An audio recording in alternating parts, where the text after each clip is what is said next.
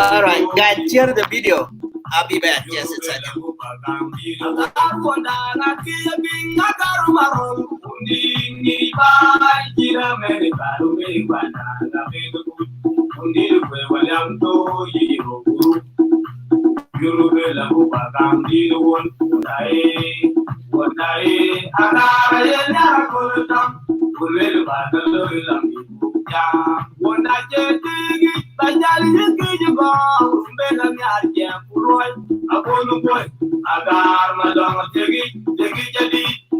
I take a banner, good mother,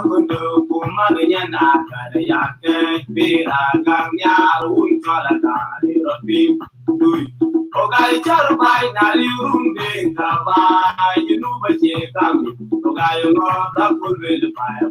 Yeah, Louis, are you, Louis, are you, are you, Rumenda, Yalma, you know what? Vera, Ganga, Unjala, Pink, Louis. Mapuya, Buka, Doinaka. Tôi năng nghi mà bài nhưng tôi nhà đại phải mu lòng lấy bút biu bút lai bút đi được vào nhà ta làm chiều một đây là bây giờ là tôi đang nhớ bút chân người nhà cô aga chế đông chế và cái một con tăng quét tôi ai nói tôi thì tôi người dùng có một cả đồ làm quên bút gì làm đi chơi chuyện aga như thế cái gì đó là ban wajina delego urelo bana kumalwan polanya mading boru kubana babiai kuyarule kunja wa midjam to kumai jogo ban panjol please share the video given mu pai kaya chori ya given mu pai panda kaya chori ya given mu pai and I remember yes we will play the you wrap up my guy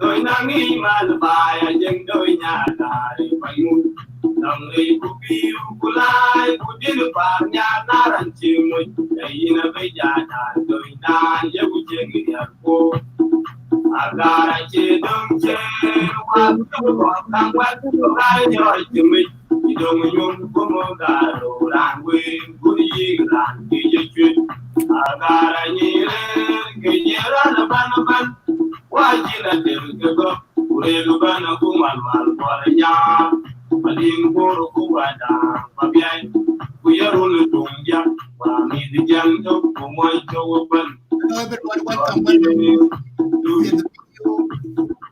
We will for those of you who attend, please in the video we'll pin the link very soon.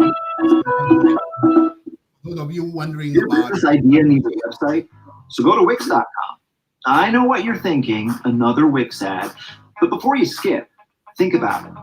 It's time to grow your business. So what are you waiting for? Today's the day. I'll show you how. This is the site I created for my ad agency. We're all about creativity, so we want our website to be as dynamic as we are. Now we're talking. This show reel helps us attract.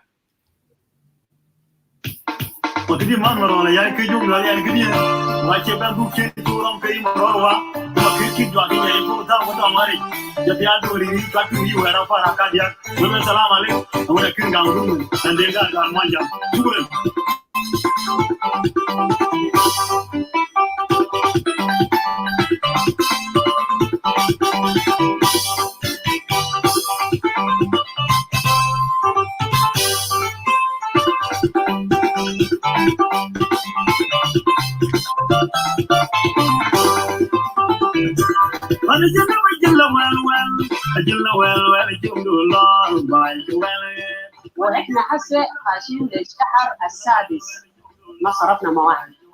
احنا اخر مهية صرفنا مهية شهر واحد، شهر 2 3 4 5 دخلنا لستة 5 شهر صح؟ ما صرفنا مواعيد.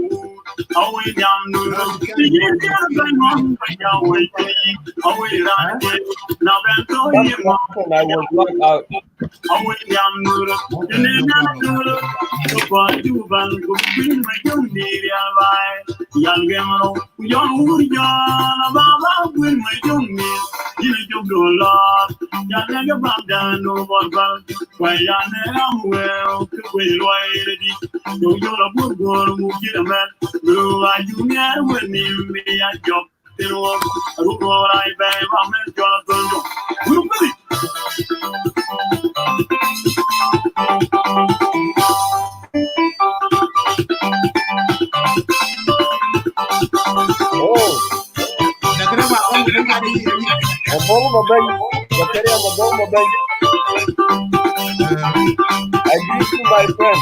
I remember.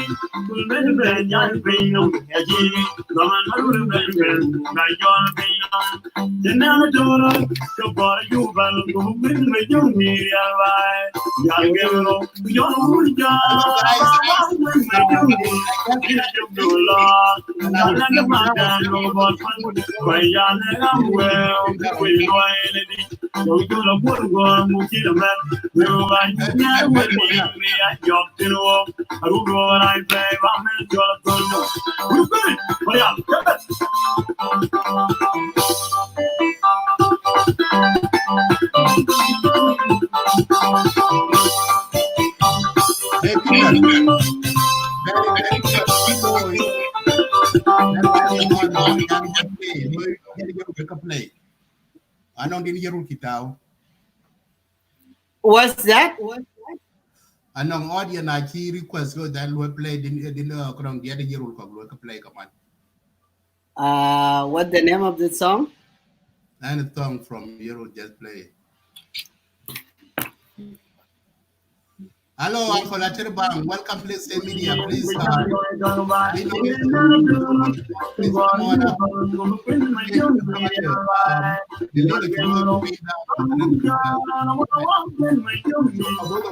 Just on the show.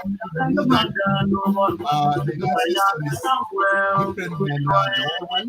So whenever you don't please make sure that cover the link and face it on the Safari side and then so easy.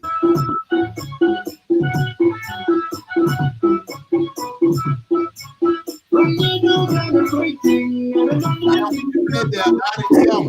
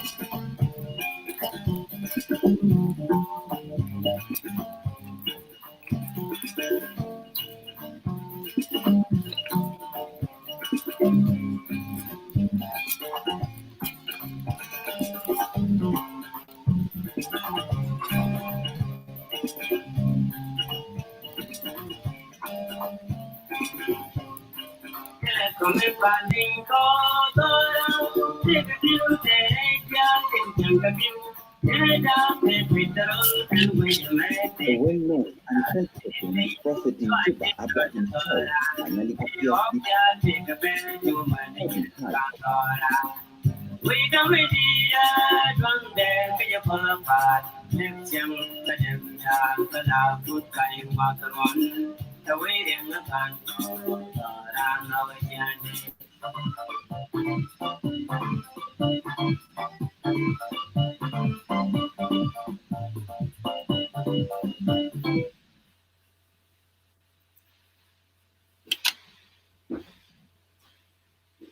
Peter, I pull up the video. Okay.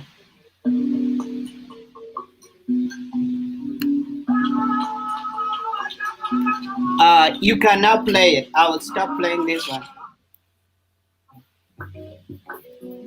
Okay. Made?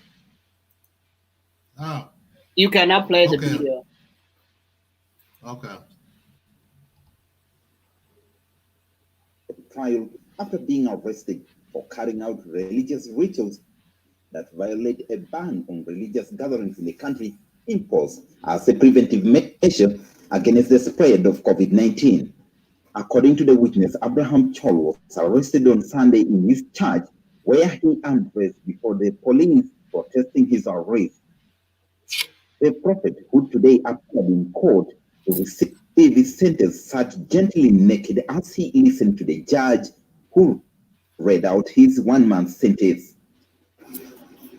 ذهب شرطة إلى كنيسة المتهم الأول مدى ملك إبراهيم شول وأنزلوها يعلم الجم في كنيسة وأن يخرجوا جميع المؤمنين من الكنيسة إلا أن المتهم الأول رفض ذلك وقال هذا مصادر من اللجنة الدولية غير صحيح ولا يوجد ما يسمى بمرض كورونا COVID-19 disease وده كذب من زول الكذب الواقعي أو من رئاسة الجمهورية والرئيس على يده احترم الشرطة وهم اعتمدوا على الشرطة المكلفة بتنفيذ الأوامر اللجنة العليا وأعطوا للشرطيين الاتهام الأول بأنها شرموطة وبأنها وجدت دوابيرها في فندق في مالنيك.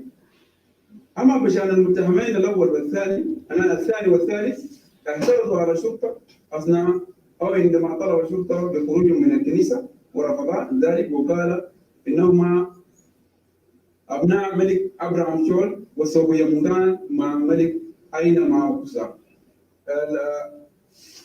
ولينا حكمنا على المتهمين الثلاث بمرتين ديل وعلينا بمادة بتاع هم قال المتهم المدان الأول وقالوا ما صار الرئيس شلنا مادة دبر مادة 76 ومنها دينام مادتين 224 121 124 121 عشان كده هنا المدان الأول اسمه أبراهام شول أنت محكوم بشهر سجن اعتبارا من تاريخ اللي دخلت فوق سجن يعني من يوم اللي دخلت سجن أنت محكوم شهر لمكالفة المادة 124 على 121 من قانون عقوبات 2008.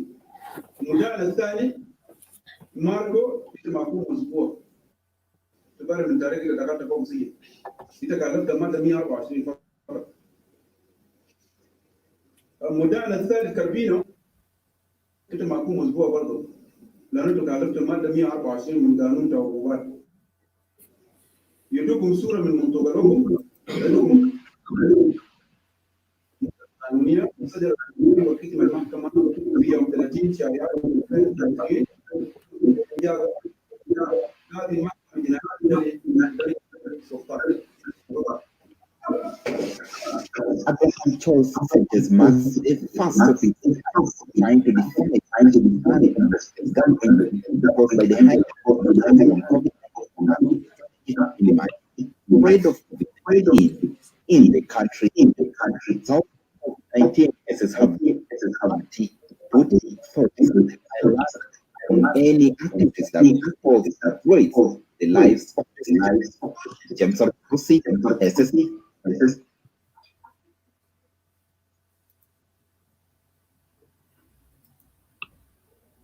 All right, Peter, take it away. Okay.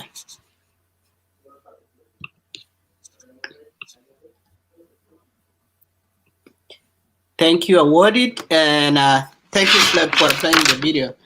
First of all, I want to say welcome to Lagos State Media, everyone. Couple things. We don't have a copyright to the music or the video we play. 2, there is no fighting here. This is not a place of warriors. If you are a warrior, you better be somewhere else and not right here. I hope everyone has read the topic. There are 2 and 3 maybe. 1, we have already almost 50 cases of coronavirus in absence of the governors? Are we going to hear the news tomorrow about the appointment of the governors? I don't know. 2, there is this topic trending this week about who are the founding or the founders, but I think I have to say founding father of the nation, is particular South Sudan. I don't know, is that the same history that we know, or if someone tried to rewritten the story? I don't know. 3rd, the sentencing of whatever you call him, a prophet, whatever his name is, but I know Abraham Chol. Couple things need to be tackled here. Not only one, but couple. One, we heard that the guy was stripped naked. Okay. I don't know the story. Was he stripped naked because he was violated, or was he actually protesting his arrest to get himself naked? 2, what am I doing with my necktie? Jeez. 2, the guy actually showed up in a court naked. The question remains, how did he get in a court in a first place naked? What are the rules? What are the guidelines of the court? How did he show up in a court naked? That question has to be answered. Now, the violation that the guy was actually sentencing to 1 month in a prison, nobody in that court was actually wearing a mask. And the court was too small and it's congested. So those are questions remain to be asked and remain to be answered by Jinopin. What is really going on here? These old stories, they don't piece up together. The guy showed up in a court naked. Well, the history we had that the guy actually was violated and stripped naked. 2, the same law that's putting him behind the veil, it seems it has been breached. So which one is which? So if you are a lawyer, or if you have a background in legal means, I want to hear from you. If you also have a medical background, I want to hear from you. If you have a legal, if you are a historian, I also want to hear from you, because we want to hear from all the aspects of this. My question was still remain, what triggered this debate about who is the founding father? What's going on? So I have my brother Abramadit, Bol Makur, all are the members of the Lagos State Media. They will brief you a little bit more, and then I will leave the plot open. Madit, Bol Makur, welcome to Lagos State Media, gentlemen. Thank you, Peter. Have a good evening. Bol Makur. Yes, Medida, how are you? Good. How you doing, sir? I'm doing very well. Okay. For some reason, Go ahead, Abraham.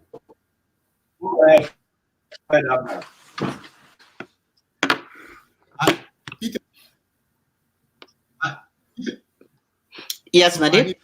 I need to log out because I'm doing echo. Okay, go ahead. Okay, you want me to go ahead? Go ahead. Okay. Thanks, Madid. And thanks, Peter. You read out the topic. Our topic of today, you already read out to our audience are here to listen to us, and we will also listen to them because we invited different people to this topic. You have mentioned some people that we need, lawyers, doctors, for which somebody like me actually I'm from both fields. But I will. No, I'm not. I'm actually not looking for experts. So that was just. I was a little bit trying to exaggerate it, but yes. But I will speak a little bit on what I think about this. You know, since we have a topic of Abraham, which is really was surprising people. And before actually I go there, our audience, I thank them, and also my name is Bol Makura Chuan. I'm a member of the Lake State Media. This topic of Abraham was talking. Somebody like me, I was hanging on the naked, you know, and when he appeared on the call, I was also, you know, how he quickly was on the police truck and very quickly went to the court and was given 1 month as punishment. But I know there are different sanctions that a prisoner could receive depending on the degree of misconduct that he have done, you know. So, but for Abraham, I don't understand one thing. Have the police gave him uniform and he refused? That question is still going around my mind. Have the police gave him uniform and he refused? Why was he tried? Why did he went to the court naked? Have he did any major misconduct? For instance, fighting the police? I heard that he was in the church naked. So is it because he appeared in front of his congregation naked? Is it why they thrown him to the jail? Or is it because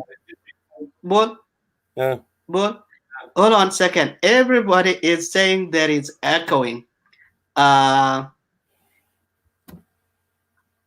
Let's see. Hold on 1 second. Let me do this to make sure. I put my clip on the keyboard. How about now? Okay, go ahead.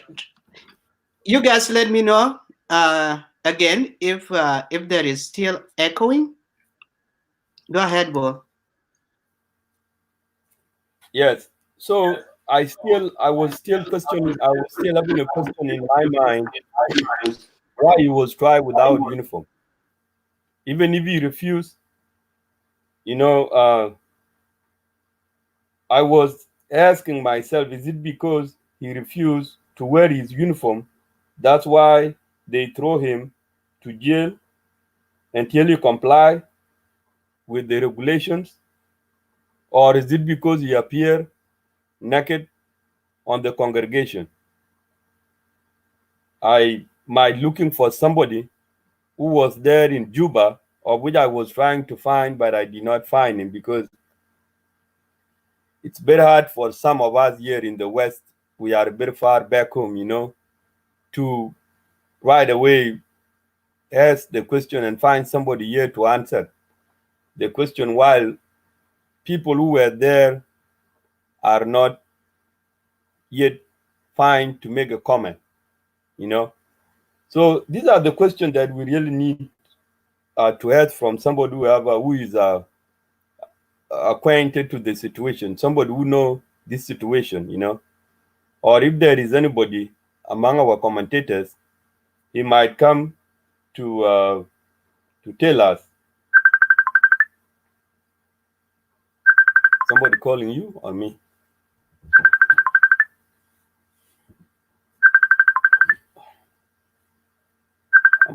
I'm on the show. I will call you back, okay?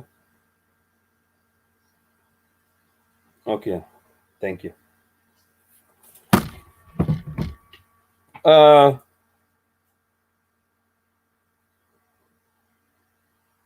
So, according to the code of conduct in the prison, if somebody refuses to wear a uniform, what are the guidelines what are the protocols, what are the rules should be followed in the prison? The guideline should be followed so somebody can not appear in the court naked.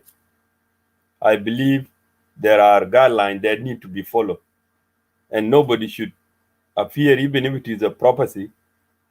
There are guidelines and code and ethics, because we are the country, we are a sovereign, and we have rules that should be applied in the prison. So Abraham appeared naked, and people try him naked, throw him into the jail naked, but nobody asked this question, or somebody should have said, you know what, instead for us to try him naked, let's keep him, or let talk to the jail administrator so he can comply with the rules, so he can be dressed. I was surprised to see somebody being tried naked. Even if he refused, there are rules and regulations in its place that he should wear clothes. A sovereign like South Sudan, should not accept something like that, to see, or court to see somebody naked. I know I heard people say that he refused to wear uniform, but there is a code of conduct in the jail, because once a police got you, you will be taken to the jail. Even here, when the police got me first, I will be taken to the jail, and right away, once I step to the gate, I will be given a gun.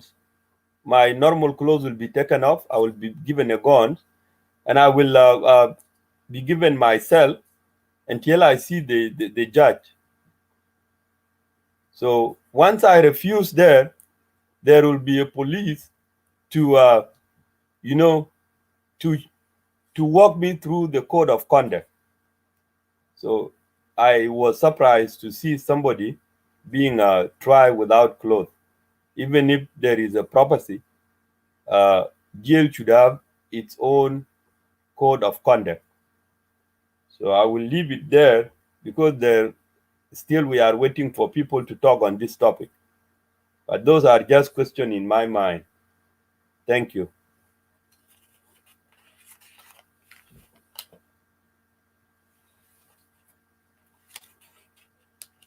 Peter, we don't hear you.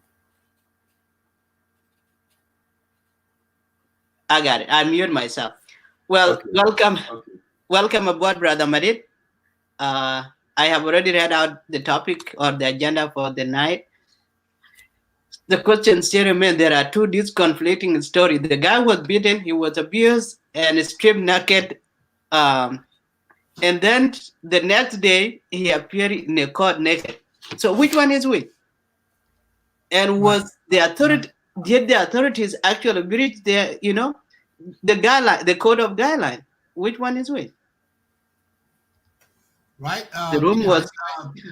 Can you guys hear me? Yeah. Yes, we can hear you, Madid. Okay, so let me know if my sound is not clear. Yeah, you good. Okay. Yeah, for the case of Abraham is decision for South Sudan as a country. So as you can see,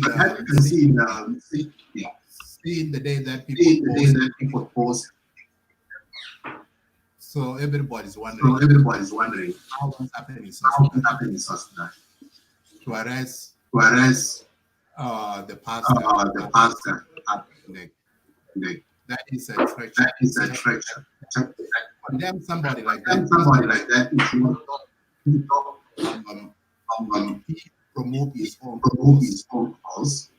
Still the political cannot suppose but so they should close him. You know, I'm doing echo. There is echo, Medi. Okay.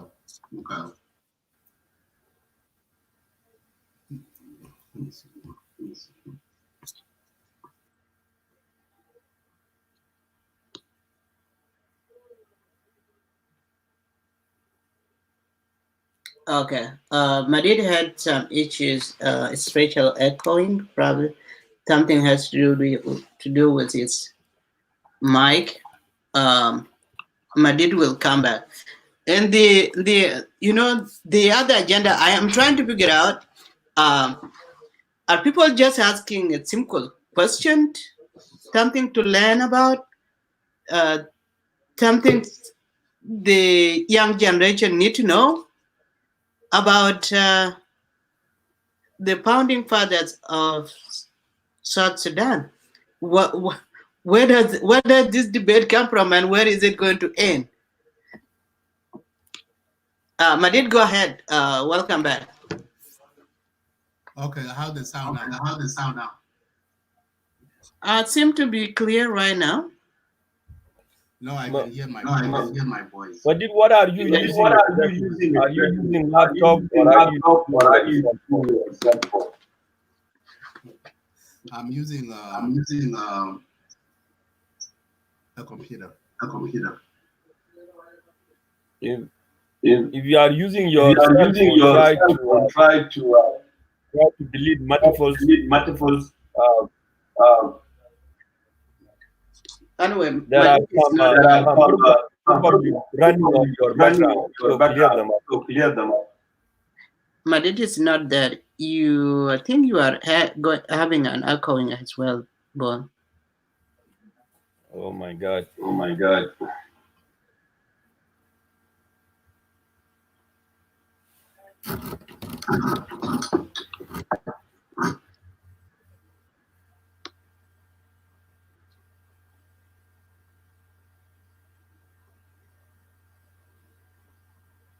How about now? Oh, it's still there. Okay, to me, accept the audience, but think you sound, yeah, it's fine. Okay.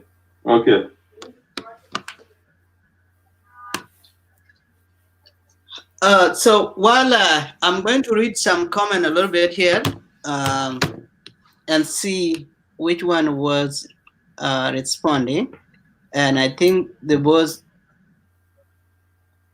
Okay. So you want us to talk about founder? No, I don't want to touch that topic right now. The other issue right now, it's the same thing. This related to all. First of all, these are the guidelines of COVID-19 that are being violated. Now, as we speak, there is almost already 50 people that have already contracted coronavirus in South Sudan. So the question, what impact does it have now in the absence of the governors? Shouldn't we be worried about this? Since we don't have governors, we have caretakers anyway. But, Madid?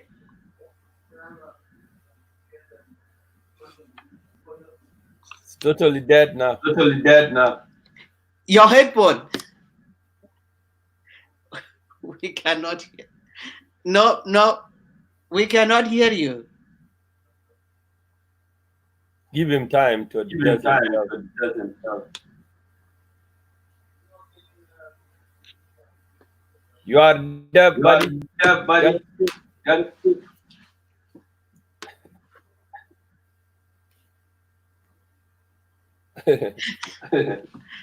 Madrid is having a long night.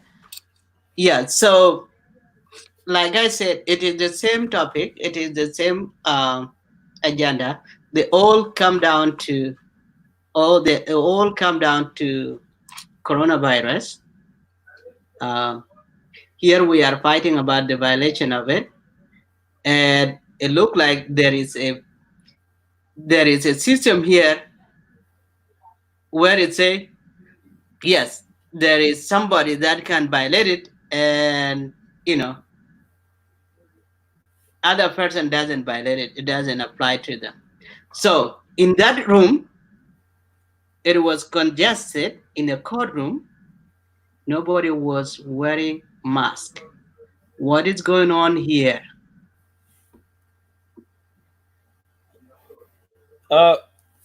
Peter. The situation of coronavirus administration. For instance, in that rule of social distancing should have been applied. In the they should have a 1 meter apart. I don't see no 1 meter apart. And if that was the reason, Abraham was arrested. Then it should start from it reflecting back to the because you are judging somebody. If Abraham went to congregation and was condemned because he's on a coronavirus time, then we shouldn't even be trying him also in such a court, in such a crowd court, because we are also applying social distancing regulations. No? But we don't see it in the same court. So it's very difficult now to determine whether he was killed because of preaching in public, while also you are trying him also in public, whereby people are crowded. Social distancing was not applied. You are judging somebody of public, while you did not apply rules and regulation on social distancing in the court. Well, Bull, it's simple. The question here is not, and I'm adding this to the comment that I just see. Nobody is questioning here whether the guy has violated the law, whether it's wrong or not. Yes, if he violated the guideline of no more than a certain number congregation, then he have to carry his cross. The outcry was that the guy was stripped naked. He was abused. He was violated. And all of a sudden, we see guy appear in the court. Hold on, Peter. There is something here I don't get. The guy was stripped naked. Strip somebody naked means somebody drag him, remove his clothes, right? Yes, that means you were exposed. You were stripped naked. Then you were forced. Your clothes was removed. Right. But in his situation, nobody stripped him naked.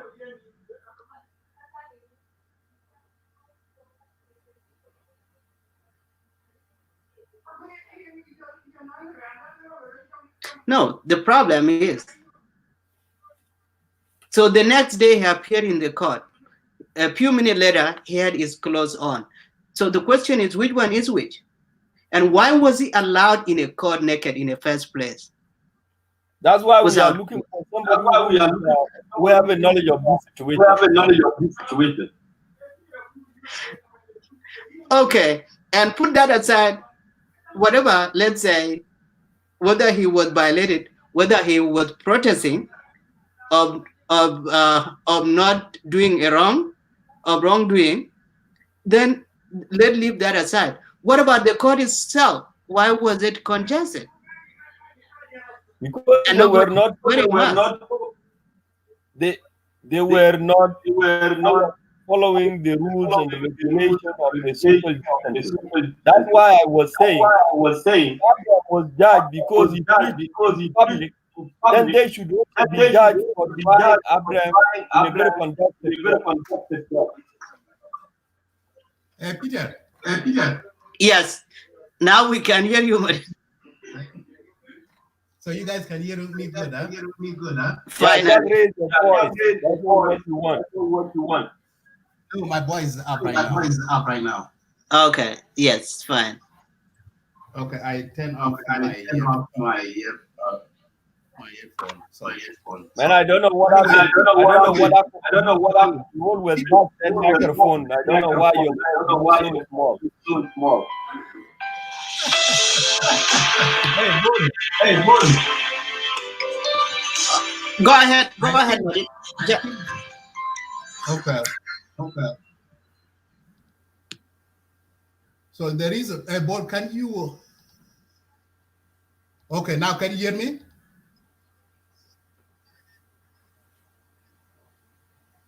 Okay. Can you talk, Boy? Can you talk? I can hear you.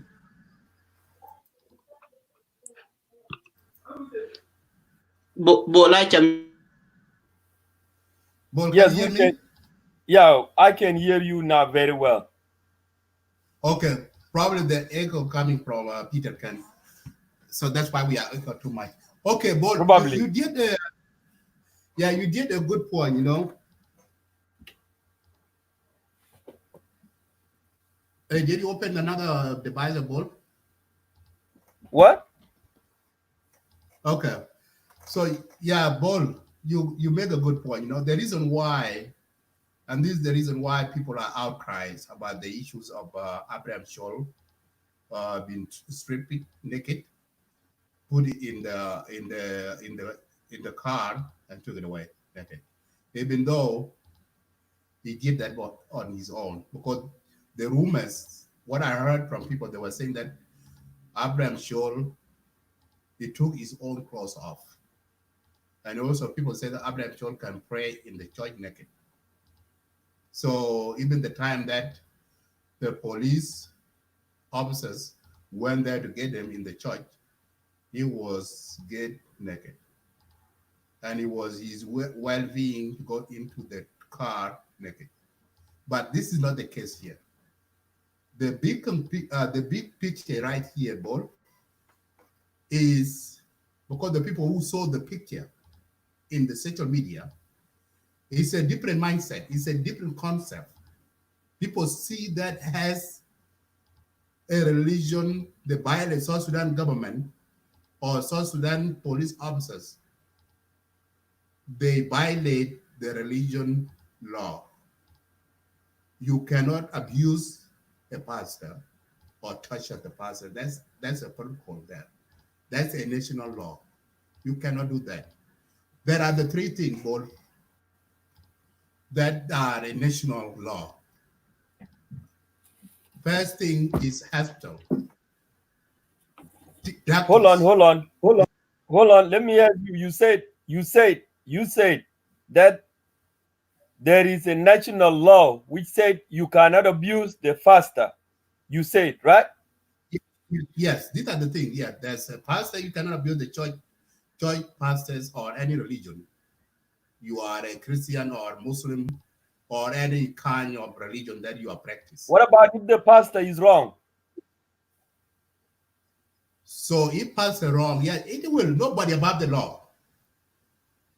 Nobody above the law, including pastor. Nobody above the law. If pastor broke the rule, yes, he can be indicted accordingly to his breaking the rule that his mistake that he did. So he can charge on that. Yes, the case of Abraham here, the argument that we are talking about here, that I think that yes, of course we are in the crisis, coronavirus crisis. And there's a rule that the government put in place. South Sudan government put in place that people cannot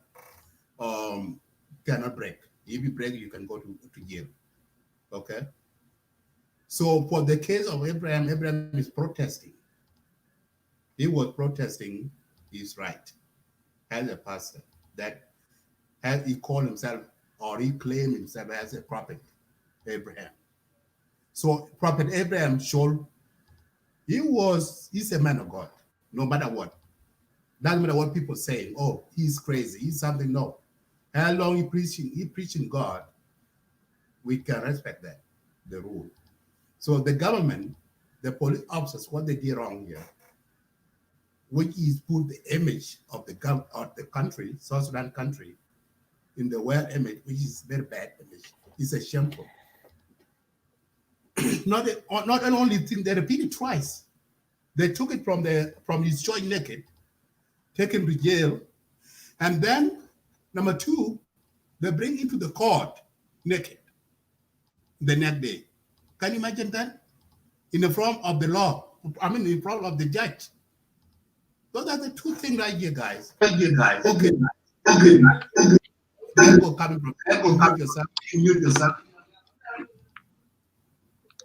Okay. So these are the one here. So the government, the court, one day, the police officer took him to jail. They should close him. Okay. When they bring it in the front of the judge, he should dress up. Like they should dress him up with a suit, like a jail suit. There are jail like the mabus in Arabic. If you are a mabus, there are clothes that mabusin wear.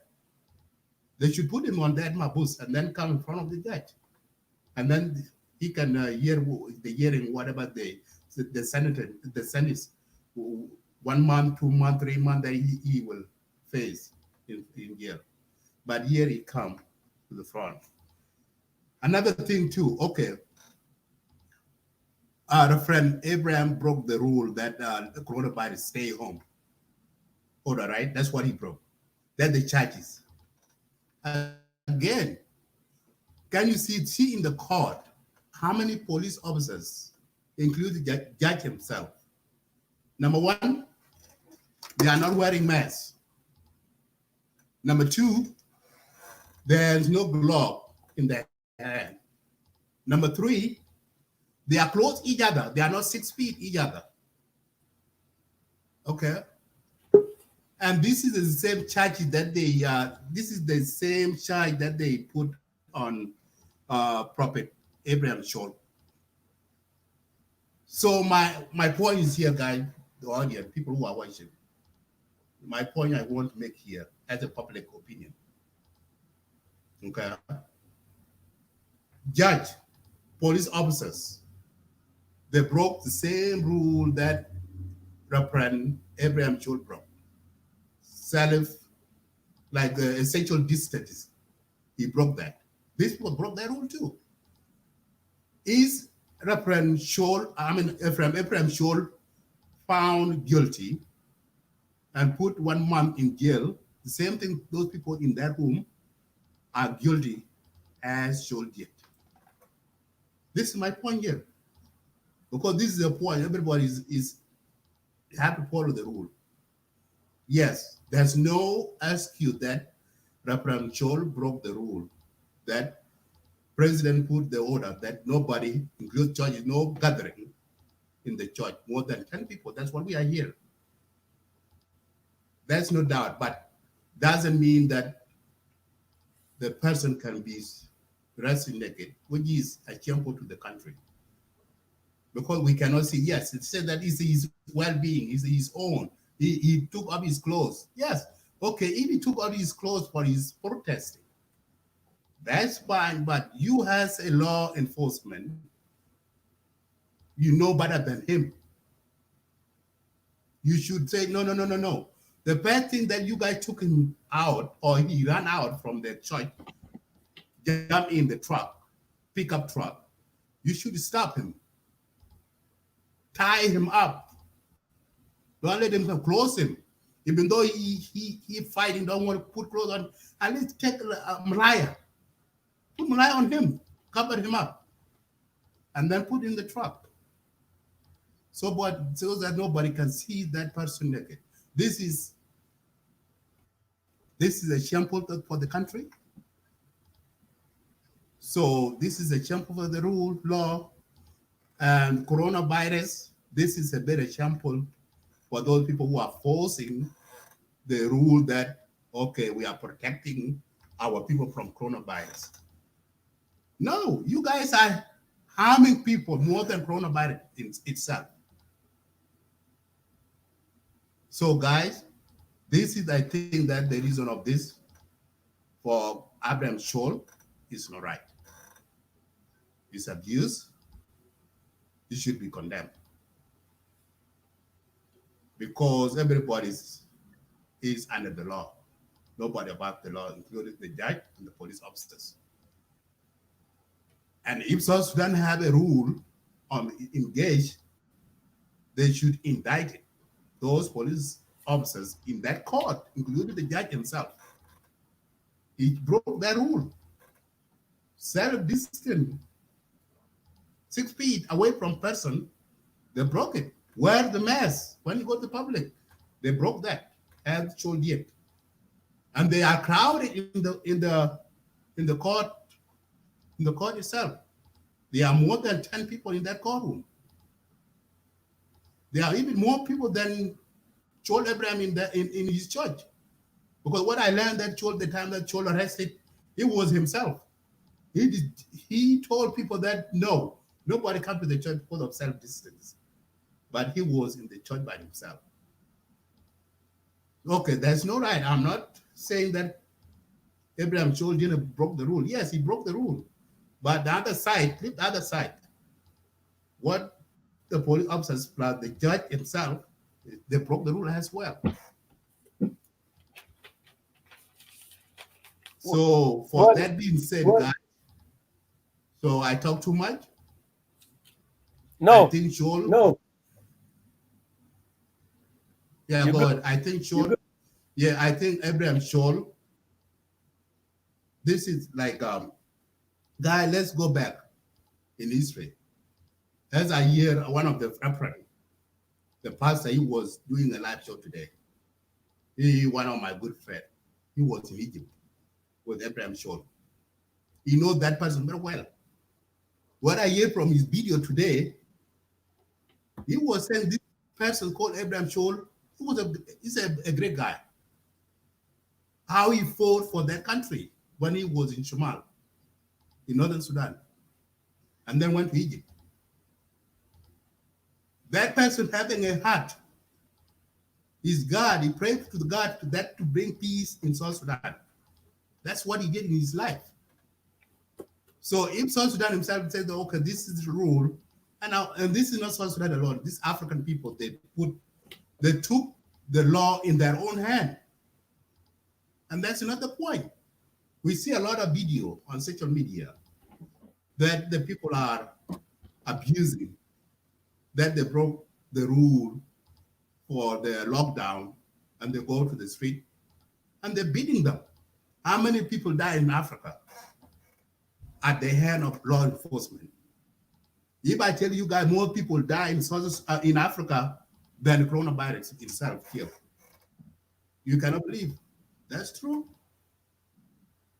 Many people die in Africa at the hand of law enforcement, more than coronavirus. And what that point? Okay, let's come to Western country. Our rule here in America, we are under a lockdown right now. The government put the lockdown. Okay, if you are still violating the rule and you are on the road, the police stop you. Police cannot go and beat you up while you break the rule. Police will give you a ticket. Pay money. You violate the rule, not beating him or her. You know, I see one of the video today. Peter, can you share the video at Legacy Media? For the Indian guy, there were 2 Indian people, or 3, boys, they were running Boda, okay? And the police were, they put the sign that they break, like whenever people come, they stop them and they arrest them. So you see the unique thing they did, that was so awesome. That was so funny. I wish I can speak Indian language, but I can know the body language, what they are saying and what the message they are sending. Simple, the message, what they did, they put person who is not as sick, he don't have the coronavirus, but they pretend that he had it, and they put him in ambulance, okay? And the police officer, they were stopping people who are coming on the street. So these police officers, they stopped 3 boys or 4, if I recall. So they put these 3 boys and take them into the ambulance, where the guy who lay down on the crunch with the face on and gown on, and they said that he's sick in coronavirus. These guys, they went nuts. They went crazy. They wanted to jump out from the window. So, because they think that this person has the coronavirus and they don't want to catch it. You see? That's a positive way that they stop people going on the street, stay home order, you see? That's a unique way. That's a very good. That's a good creative that you can stop that to make public awareness how this message can go out. Okay, that's a good example that I can give to our people. But South Sudanese government, the way they did to Abraham Scholl is not right. Even though he's right, he cannot put on truck. Even though that's a problem, Peter, okay. Let me mute myself. Yeah, go ahead. Yeah. Whenever you don't mute yourself, the echo coming from you cause the echo. Okay, that's something, Scholl idea, Abraham Scholl idea, the reason why he treats, and this is what I heard. If I am right, guys, the people who are watching, you can correct me wrong. He's saying that, okay, the reason why he preached naked, or he want to be naked because he want to go to heaven naked. Okay? As the song in the Bible, or there's a song, we the people, we were born naked, and when we die, we will live naked. And that's the message that Abraham Scholl was sending to the public. Okay? But I'm not going to know that's what Abraham Scholl did for the law. Yes, he broke the rule, but we need to know that. Madin? Yes. I am not cutting you, but the question is, so this is what I want to get straight. So have this guy been actually preaching naked or just for that particular time? For people to understand here, it is not about whether the guy is targeting because of his religious, or the question, let me give this an example. If this was a US, Abraham Scholl could sue the entire court. Right, okay. Right. The crime he has been indicted is the same crime they are committing. And this should be a learning for our system of the court system. There is no way you can take this guy into court and hold on, guys. I have I'm going to let you go, Madid. I have really very bad echoing and noise here. Go ahead, Madid. Okay. Yeah. You're right, Peter. Welcome, brother Palmun. Good evening, everyone. There is Madid. Yes. There is when you were talking, you went on very well, and I don't want to interrupt, so I was waiting for you to pause, and then I will clarify something. Yeah, go There ahead, is people. something very good that you have said. You said that a man of God should not be abused. Right. You said so. And Mhm. in Abraham's scenario, Abraham undressed, went to congregation and preached. That's right. Right. Okay, he undressed and went to congregation and he went to preach. But you said that he was protesting. Right. What was he protesting for? They're protesting for the right of religion. That's it, protest. But is there a right of a religion in the Bible? We said that you should undress and then go and protest. No, the dressing code, I never no, find this it is in the Bible. no, it's not in the Bible, but that's his right. That's his right. That's his right that he stripped them naked. That's his own But way to protest. So but we if it is cannot. your listen, something which is your right, you should have done it by yourself. But it Right. wasn't your right to go get nuts in front of everybody. Is that your right? Mhm. To No, get nuts it's in front of people. Something, mhm. listen, the word your right. Drinking water is my right. I do it alone myself. Okay? Mhm. But if I get undressed and go to public, what are these people? What are you telling them? What are they see? What are they Mhm. watching from you? So we But have that's to not be a crime. very careful here on how Yeah, to but address this because that's not a crime. Both. That's not a crime that he was arrested for. Right? That was not the crime that Abraham Chol was arrested. The crime he was well, committed. well, No, listen. The crime well, that he that's was one committed of was he violated okay. he violated a To rule that my understanding, it is also one of his violations. It's not only he broke social distancing Mhm. or presidential orders concerning coronavirus. I believe him being nuts in front of people also is one of his violations.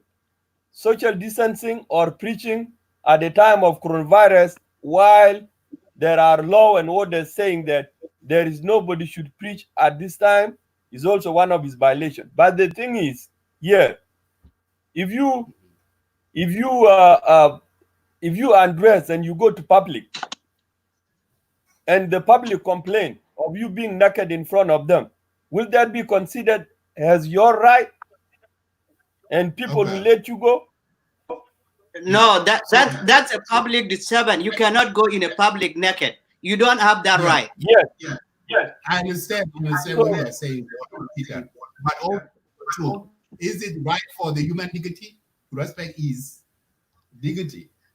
Because the way that we are human being, and even though you don't even know the reason why that person, even though the reason why that person stripped naked, don't you think that maybe he have a medical issues? Because maybe he's not normal so like you, Peter, or Paul. Maybe he have a medical issues. That's the reason why he's thinking, oh, his mind that if I'm stripped naked, that will be my protest. People can listen or hear what I'm saying. What if he have that? Maybe he have a medical issues or mental issues. Can you consider that as the one of the root cause or the reason why he stripped naked? well, and that's why I was saying we should be careful here on how to address the matter because we should not put it right away on the government because we don't have a clear path and we don't have Mhm. somebody who is acquainted to the problem. And after we collect those information, that's when we will judge the government is wrong or Abraham is wrong. Because right now we're trying to blame the government before we know what was going on. A lot of people here also are commenting saying that Abraham went to the mountain. He was not in public. Just the information that I received from one of the gentlemen. And that's why I Mhm. said that That's a lot of yes. That's a lot of people are saying because you went to mountain. So But if the Abraham, point, so listen to me. If Abraham went to the mountain and dressed himself alone, that will be a different scenario. You see? But if Abraham went to the congregation, let's say to the Emmanuel Church, and dressed himself and preach, that will be treated differently. If the police appear in that situation, yes, we can say Abraham should be, should be held accountable for a misconduct if the public complain. But right now, we don't have a clear path because we don't know if he was in public. We don't know if he was in the mountain by himself and the police went, find him and drag him to his car. We don't know. So we cannot right away condemn the government. We should preserve ourselves by now. Because this show will be good if we have somebody with a clear message. That's what I'm trying to say. Bol, Yes. Pillman, I will give you a chance in a second, but I want to clear this to Bol. First of all, we are not condemning the government, and we are not condemning the Abraham Chol. We are trying to find out as the legal mean has been used, either by the local by the authorities who are enforcing the law, or by the judge himself, or by Chol. First of all, we understand that okay, Chol was taken to detention for violating the guideline of COVID-19. Okay, if he did that, he have to carry the cross. Okay, we understand if that's the case. And here in the same court, no matter what, whether Chol was right or wrong, whether he was convicted or not, as sin is appearing before the magistrate, there is no reason, by no means, by anyhow, he should appear in that court naked. Okay, that's a clear cut here. There is no corner, regardless of who. He should have not appeared naked. Simple as that. Whether he was protesting, I will always take example of here in West. There is no way of any day by anyhow I would ever, if I committed a crime or protesting my right, appear before the judge naked. There is no way. There is no way. And yes, I have already condemned that. I already said it in my first. I already said it in my first statement. I already said it that if Abraham was held accountable for violating regulation of COVID-19, which is very important rules, social distancing, then themselves also in the court were violating the same code. I have said it. Not only Abraham. If Abraham was jailed because of that, then they were wrong. Who were wrong? The people in that court. I already mentioned that. Okay. Anyway, thank you, Brother Bol. That's our opinion here as a Lake State Media team. But we want to hear from the panel. We want to hear from the public.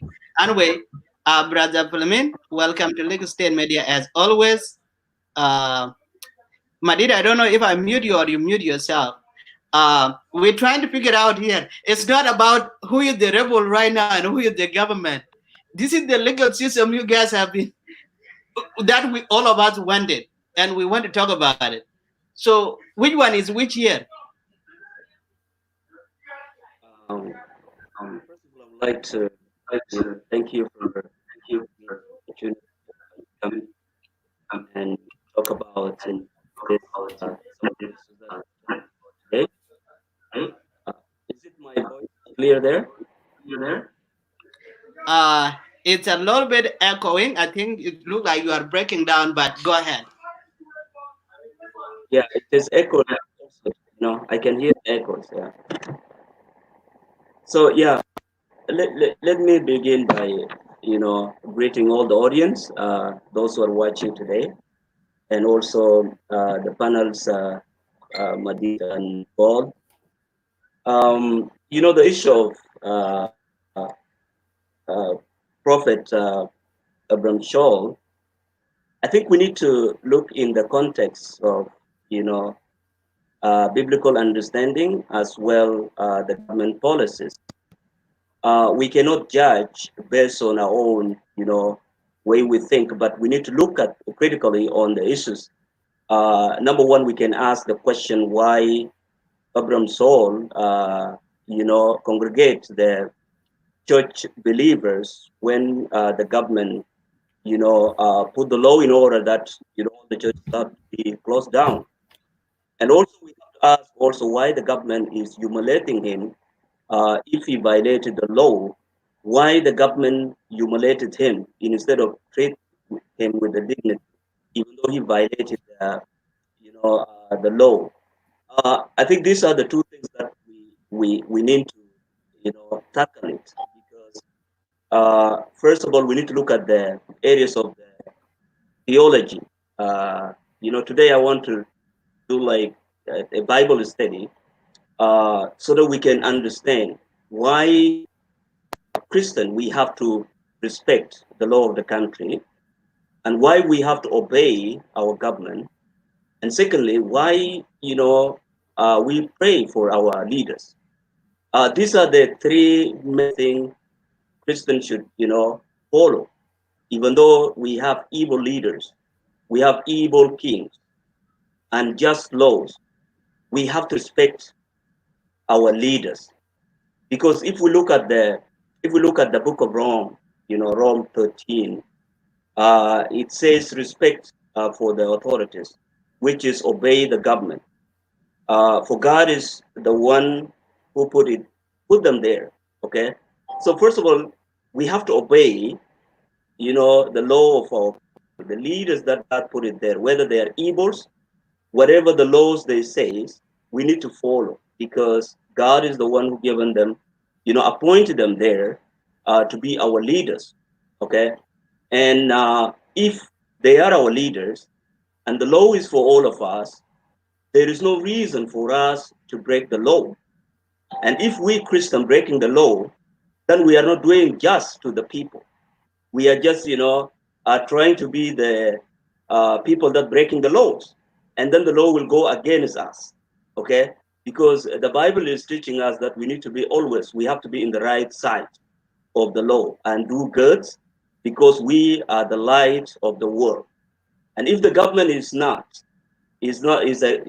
evil government, then we need to follow, and then we have to peacefully resist the government evil that they are doing.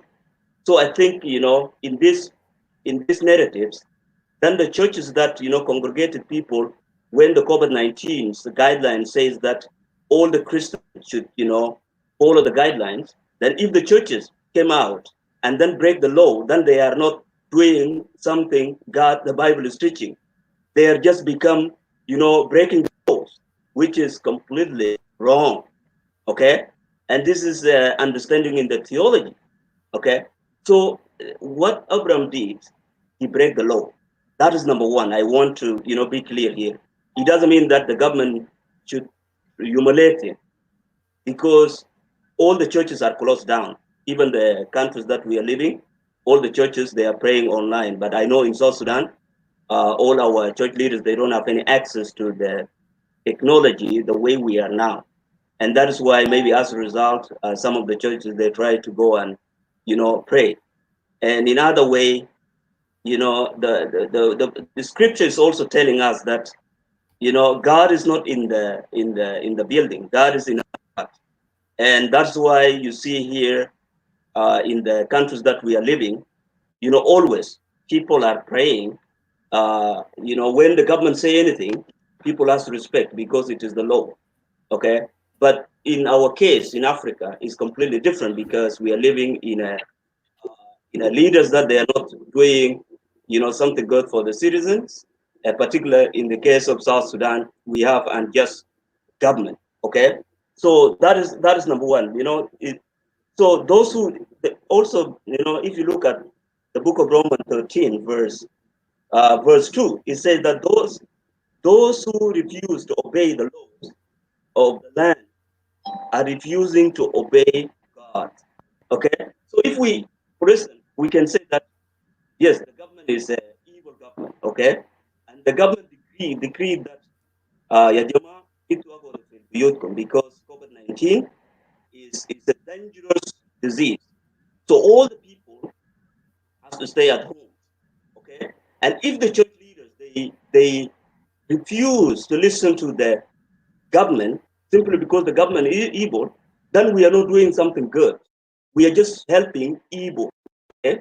We are just helping evil. And then the Bible says that we have to be punished because we are refusing doing what is not in the Bible. Okay? And that's what it mentioned here. If those who refuse to obey the laws of the land are refusing, God, because God is the one who put those leaders there. It is not us. Use us to put them there. Okay? And that is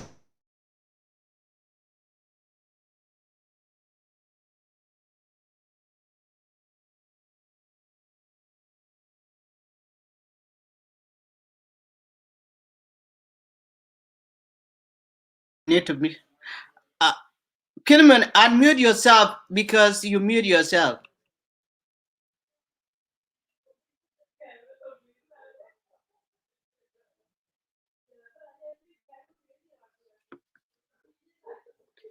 Okay, I think we have a technical difficulties, especially it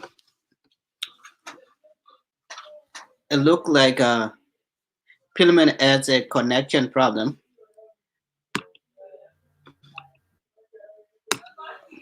Okay, Bol Madid, Bol.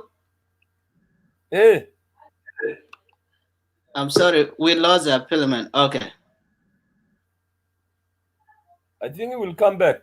Just give him a second. Yes, Pillman is back. Welcome back, Pillman.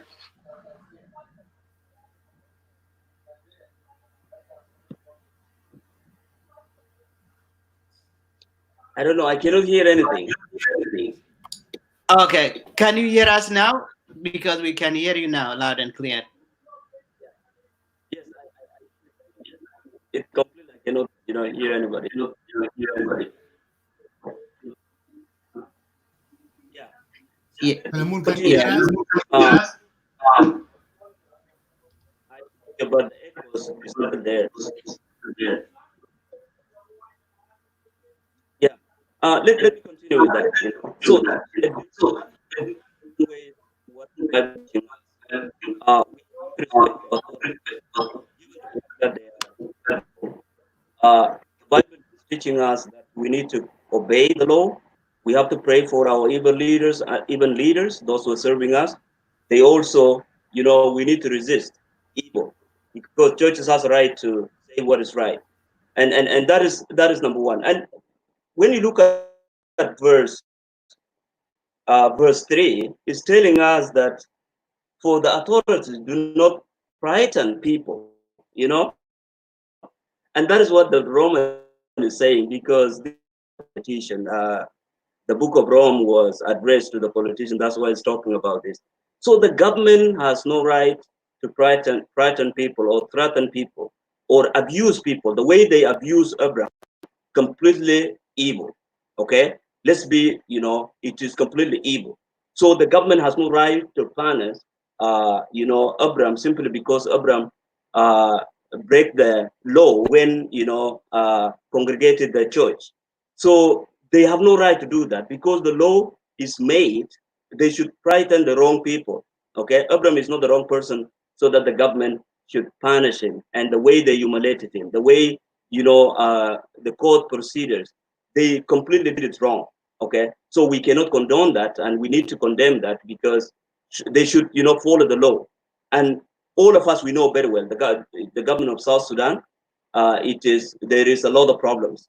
There is no system. Okay, there is people are not respecting the law, and even when they punish, Abraham, what happened is if you look at the inside the court, people are not, practicing social distancing. Okay, they are not practicing. They are the one who also break the law.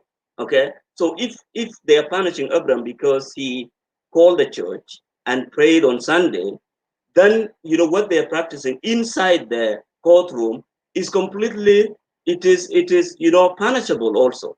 But they didn't done that, and that's why if you look at the other verses, it's saying that sometimes they always do laws only for poor people. They are not punishing.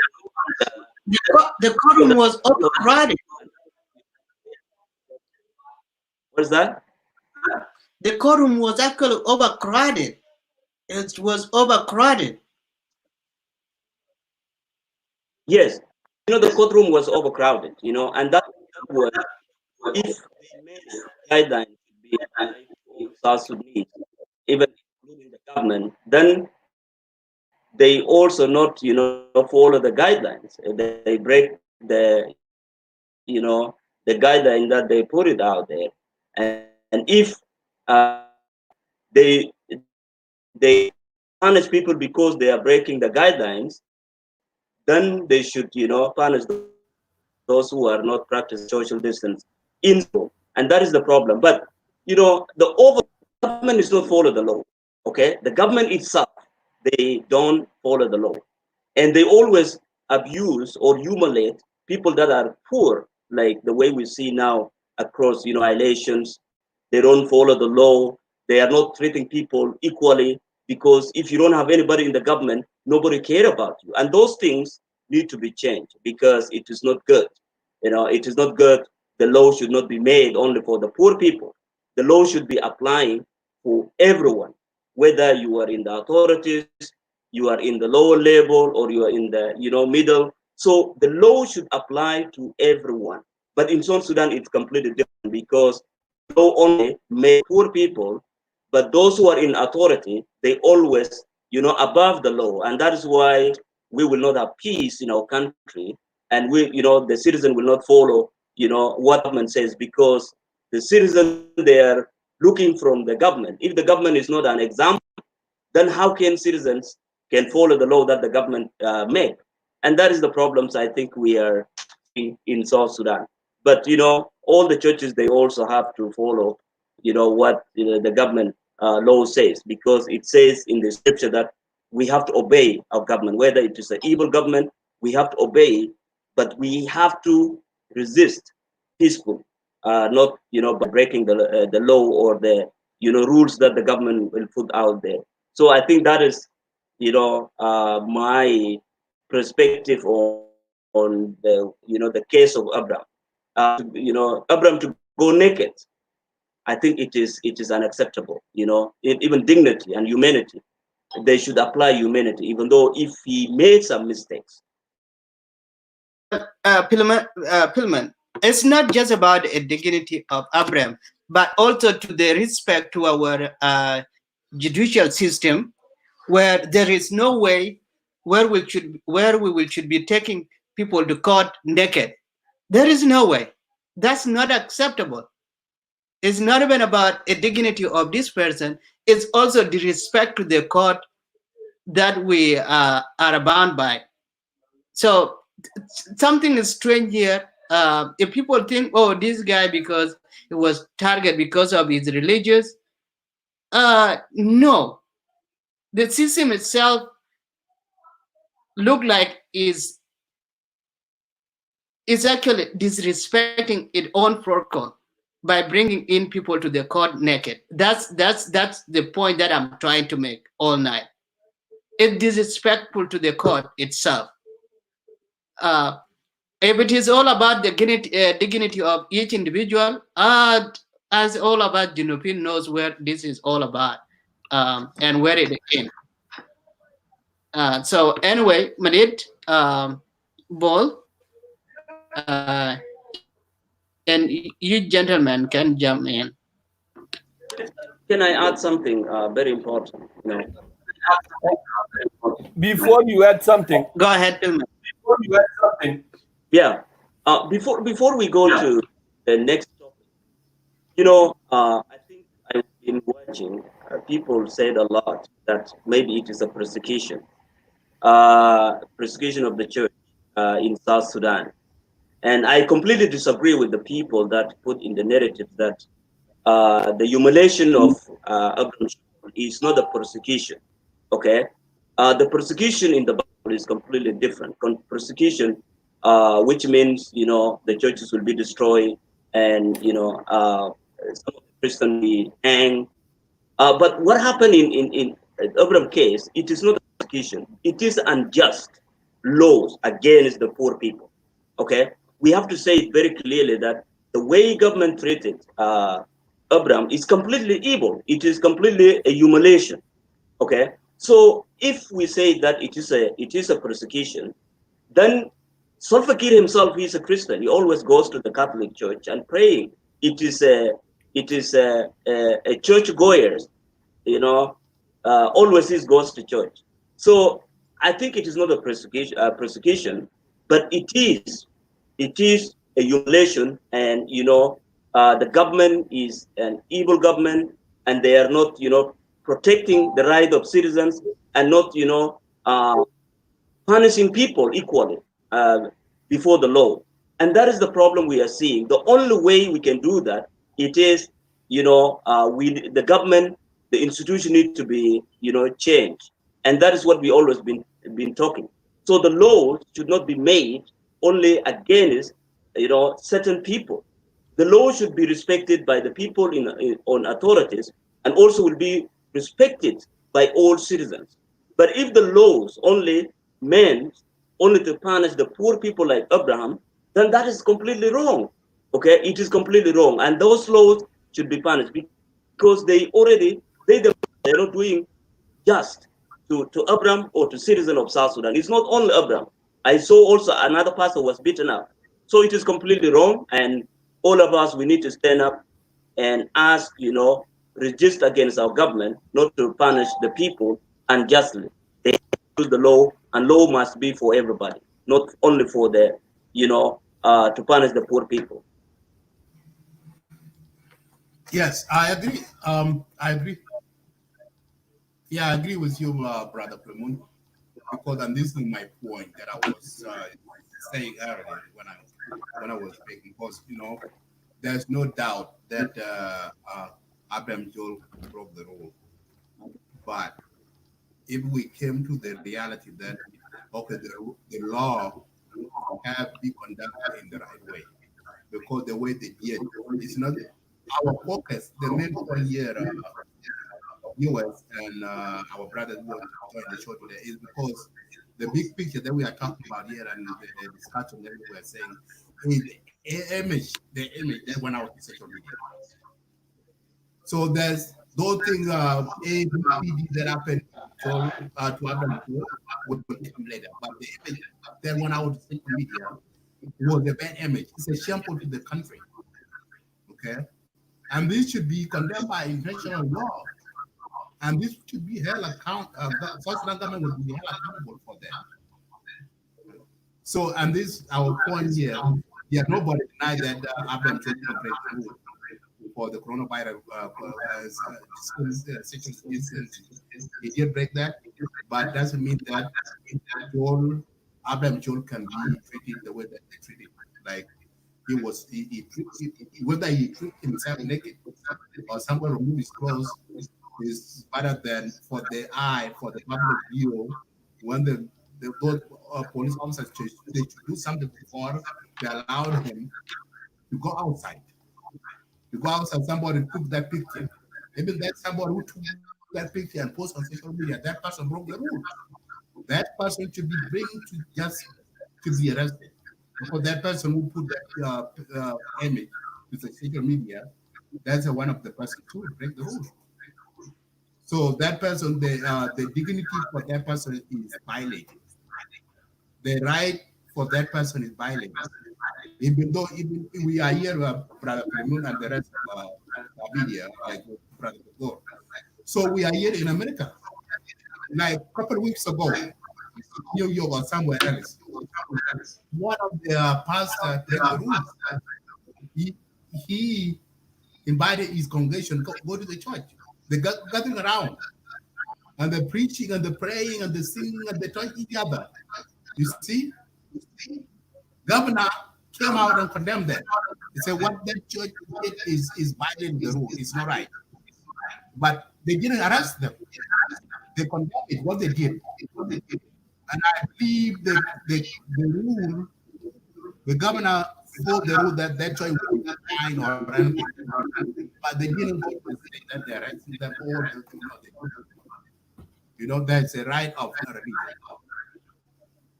But for that being said, yeah, I'm sure we respect because we are all human. Abraham is a human. So even though he have medical issues, his laws taken, they should be respected. The only thing that I was so praised about these issues, guys, is because the second one they take him to the court. They took him again and they took him again. Why? While the pictures were out on social media, everybody was crying out for what happened. And they allowed again to go to the court. Plus, another the same judge and the police officer in that courtroom, they violated the sexual distance coronavirus rule. They violated it. For those guys that were sitting there, you can see in the video. And there's no mask on. So there is the law out there. They should be law that they should be broke. They should apply the same that's my brother Pelemuni. Peter, go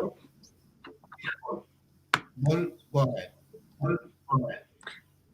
Bol, before you jump in, let me give chance to comedian Fagur. Brother Fagur, welcome to Lagos State Media. What is cooking? What is cooking? Is it okay we should be allowed to go to court naked? That would be awesome here, right? Well, when early live on that topic there, and I was criticized. The way I look at it, guys, I'm glad Lagos State Media brought this topic up because, to me, the government in South Sudan, they really don't look at the outcome that will be a threat to them later on. 2 years ago or 3 years ago, there's a Boer guy who was like a news guy called Abraham was killed. He was from Boer. Did our government do anything about it? Nothing. Today, one of the Boer guy was humiliated really bad. It was embarrassing really bad, no matter what. You think nothing, like even they don't have a heart, do you think they're not going to get mad one day? And that's wrong. Our community, we need to really I'm not criticizing the government only, but I'm criticizing the military or the police. How can you protect your citizen here if you really turn up to be somebody that who really even, okay, I know the guy didn't know about social media or, social distance, but at the end of the day, if we have the name called is the prophet of God. Alekala Joshua yomda ukijapi juba kan betala ugu bai betau bidaru kida real. Ulokan juba walambari. All the South Sudan government will go there to celebrate with him without social distance. Lakin bana chande Sudani.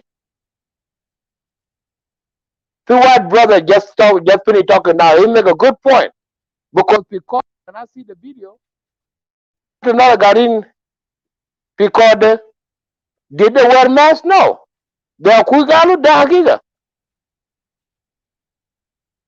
So brothers, social media, Lagos State Media, you are really covering a good point here, and this is a good topic that you guys should analyze with a lot of people. One, the way I look at it, if this is a reason, L'Oreal Machar can marry Rambari, I want to be rebel again, I will campaign for him no matter what. Because then it should be honest. Is it going to depend the civilian? Is it going to select somebody from Lagos State to be vice president? I will run for Riek Machar. Pagod, Riek Machar is the vice president of that country. It's the second man in that government. No, if he was like decided there, I would vote for him because you know what? Lagos State we've been violated. We just like Abraham. We don't have position. The thing then as you are bleeding, well Nagara bleeding, well Nagoga bleeding. That's one thing I don't get. I get a Zaini, it make me mad every day. Hey brother Bagor. And also too Riek Machar is in charge of tech team for the coronavirus team. So for being said, so those people who arrested Abraham Chol, Riek Machar is in charge on that. Yeah, I know that, but I'm just making an example because nobody like Gibel Anaguta. The time I was talking about this earlier, Anaguta Lofizor Wati Bor Zorwa because Zalan Young Wadi Kun Rebel.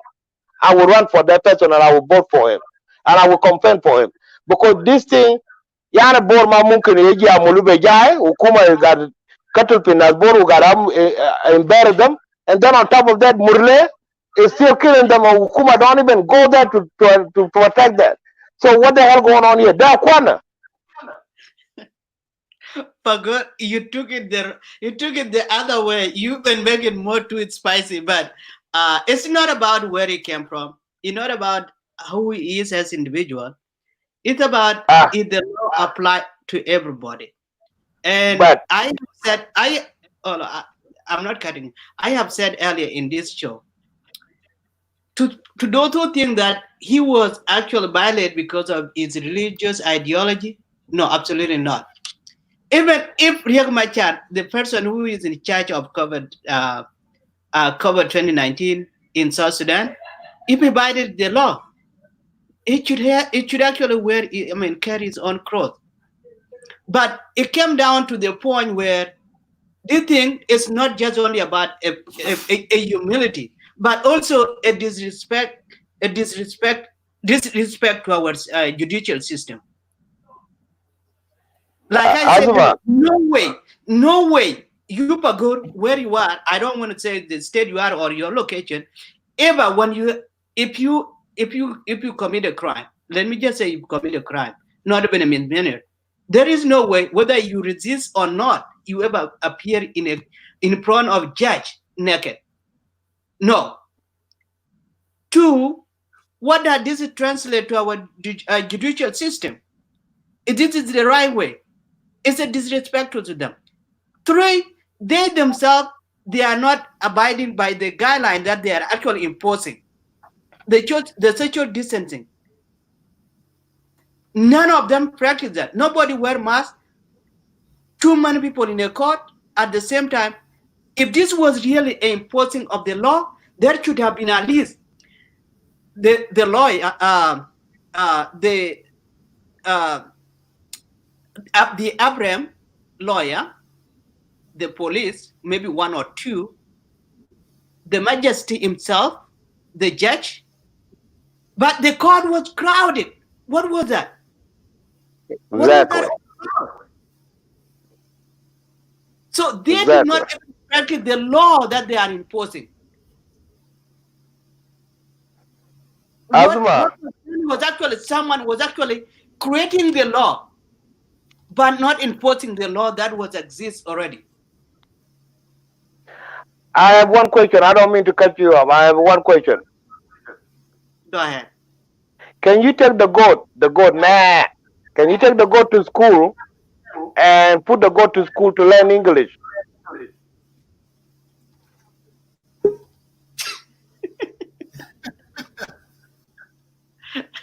Absolutely no. Absolutely no, right? But if God do learn English, the God is still going to be God regardless of what. So that's the reason Riek Machar, if he's the one who was in task force for coronavirus charge, his mind is like God. So the motherfucker don't get shit because you don't take the thing to be something that to be violent to people. So masulia kila tawri yakin kana no mutogani kila yega togani kila yeg matolia. Akai tak because you got jama, you don't have to abuse somebody.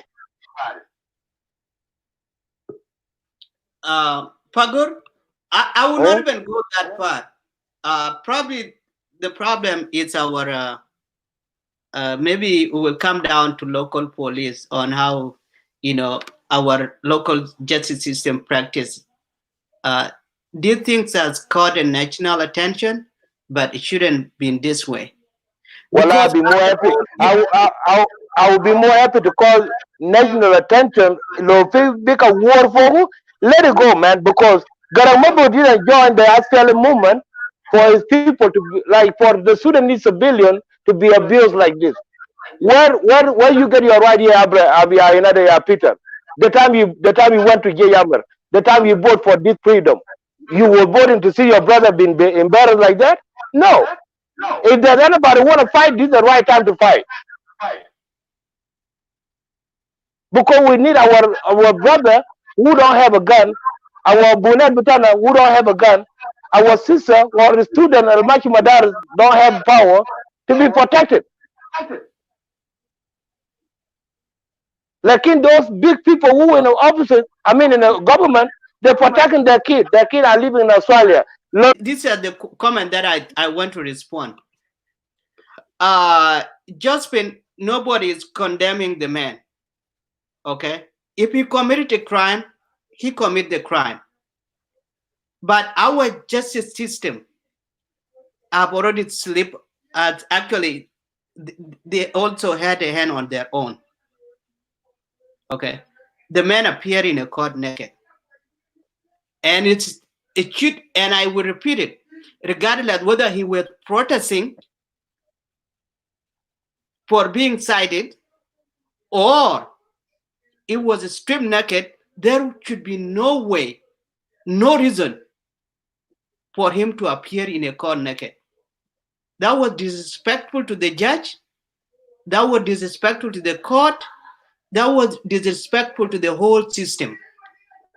So it's not about we are condemning the guy. Even President Kiir himself, the person who actually put out the orders, if he does, he can be called out for breaking the law. We don't want to say anything that there are actual people that are entitled to freedom. So this was all this was all the court fault. Okay, regardless whether he break the law or not. Okay, he break the law. Why would they let him appear before the judge naked? It's not about whether we are condemning the guy. I don't care what his religious or political background is, whether he break the law or not. I haven't lived the whole thing about the guy aside, but what about the judicial system itself? Did they did the right thing? Go ahead, Fagor. Okay, this what happened. I watched the news today. One of the governor, I don't know, is in New York or what state, he's apologizing to the Jewish community because what happened? They have lost their loved one. They went to the funeral. It was crowd. But did they get stripped naked? Did they get arrested? Did they go to court? Did they get ticket? No. But at the end of the day, even they violate the law, guess what? The governor went and apologized because it was feeling like the different community. So my point of view is like every year or every other 2 years or every other 3 years, why such a shit like this happen is going to be single board community. Last time the guy got killed because he was writing the truth in the article, he got killed. His name was Abraham. So I guess anybody call Abraham, you should change your name from Abraham to Michael or Peter. So in order for you not to be in a threat, Yeah. can I jump in? Yeah, go ahead, brother. Okay. You know, let me say this. Madid, I take think control for a it's second. about, yeah. You know, I think it's not about he's from Bor or from any community. You know, what we're looking here, we're looking at a government system. The system that is not fair, system that is not just, the system that is not giving, you know, dignity to the people of South Sudan is the problems here. And the second thing is, the second aspect that we need to look at it is, as a citizens, even though the government is not doing, you know, justice to all of us, citizen, we need to abide by the law, whether it is a good law or a bad laws. We need to abide by the rules put out there by the government. Okay, and that is the most important thing, because the moment we go off the rules, then we are not, you know, helping, you know, ourselves. We are just assisting government to do damage to the citizen, and that is the problem I see in South Sudan, particularly the churches. You know, I know that even the countries that we are living now, all the churches since the day one when the COVID-19 started, you know, all the churches are now, they are not congregating. All the services have been put it online. Why? Because the rule says, and if you break the rules, then you will be charged. You will be charged because you are breaking the rules. You are not endangering yourself. You are endangering the public. Okay, because people that coming to the church, they are citizens. And if, you know, COVID-19 happened there, for you know, God forbid, if it did not happen there, then you are not helping people, you know, through the gospel. You are endangering the life of the citizen. Okay, these are the two separate things that we need to think about. But you know, because ourselves, we have been overwhelmed by the practice of, you know, the injustice that is practiced by our government. We are not looking at the areas that, you know, we are also part of the problems. Okay, because we are seeing the government is not doing well, then why not I can do it? And that is true, because if the government is not an example, then the citizen will not, you know, will not follow the laws. And that is, you know, what I'm seeing in particular in Africa, in some countries in Africa. If you look at this, you know, pandemic, there is a lot of problems in Africa because the things are not going the way the rule says. Africa setting is different than the way we are, you know, living in these countries. So what we can say is, what the government done to Prophet Abraham is completely wrong. They shouldn't humiliate him simply because he violated the rules. Okay, they should help him or charge him of rightful, not, you know, the way they did. Even if he removed the clause, so he should be dignified because he's the citizen of South Sudan, and the government role is to make sure that all the rights and freedoms should be respected. And these are the things that, you know, I see the government is not.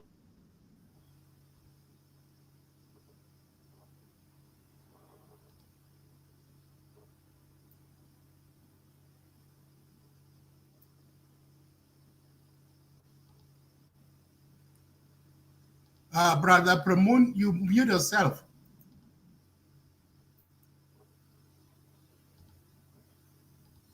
Okay, Pete, Bol? Yes. Bol, yes. Can you hear me? Yeah, go ahead. Yeah, I hear you. Yes, Philemon had make remarks on the topic, of which I agree with him on some point, and I don't agree with him on some point.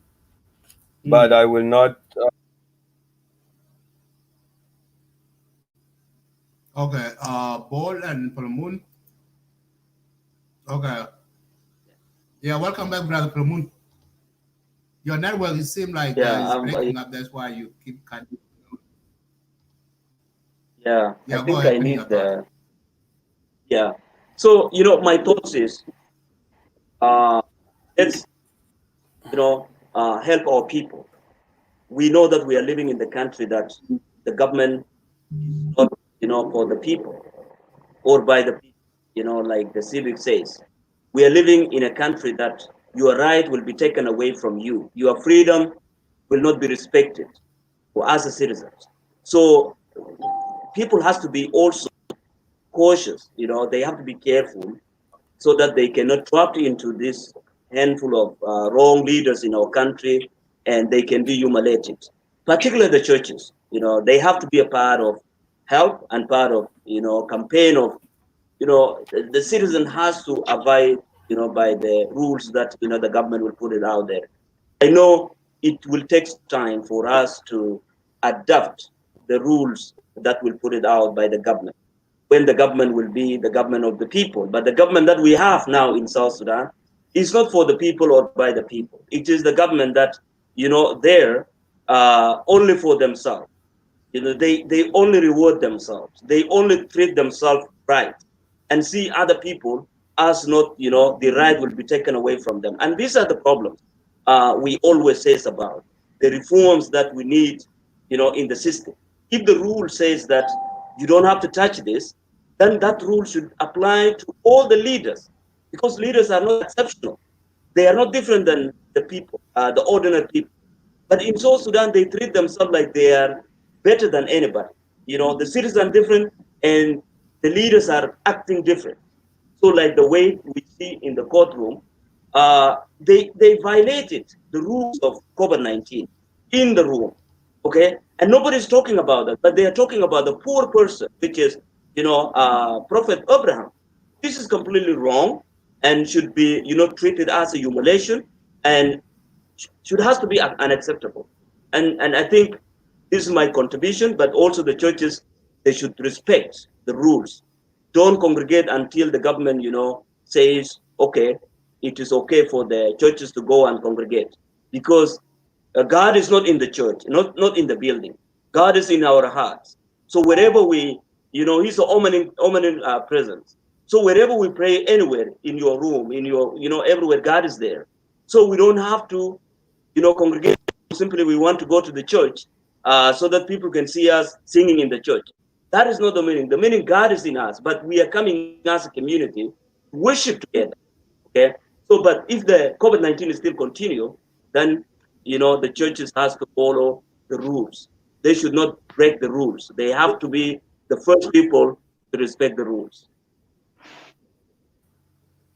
Thank you, Brother Palamun.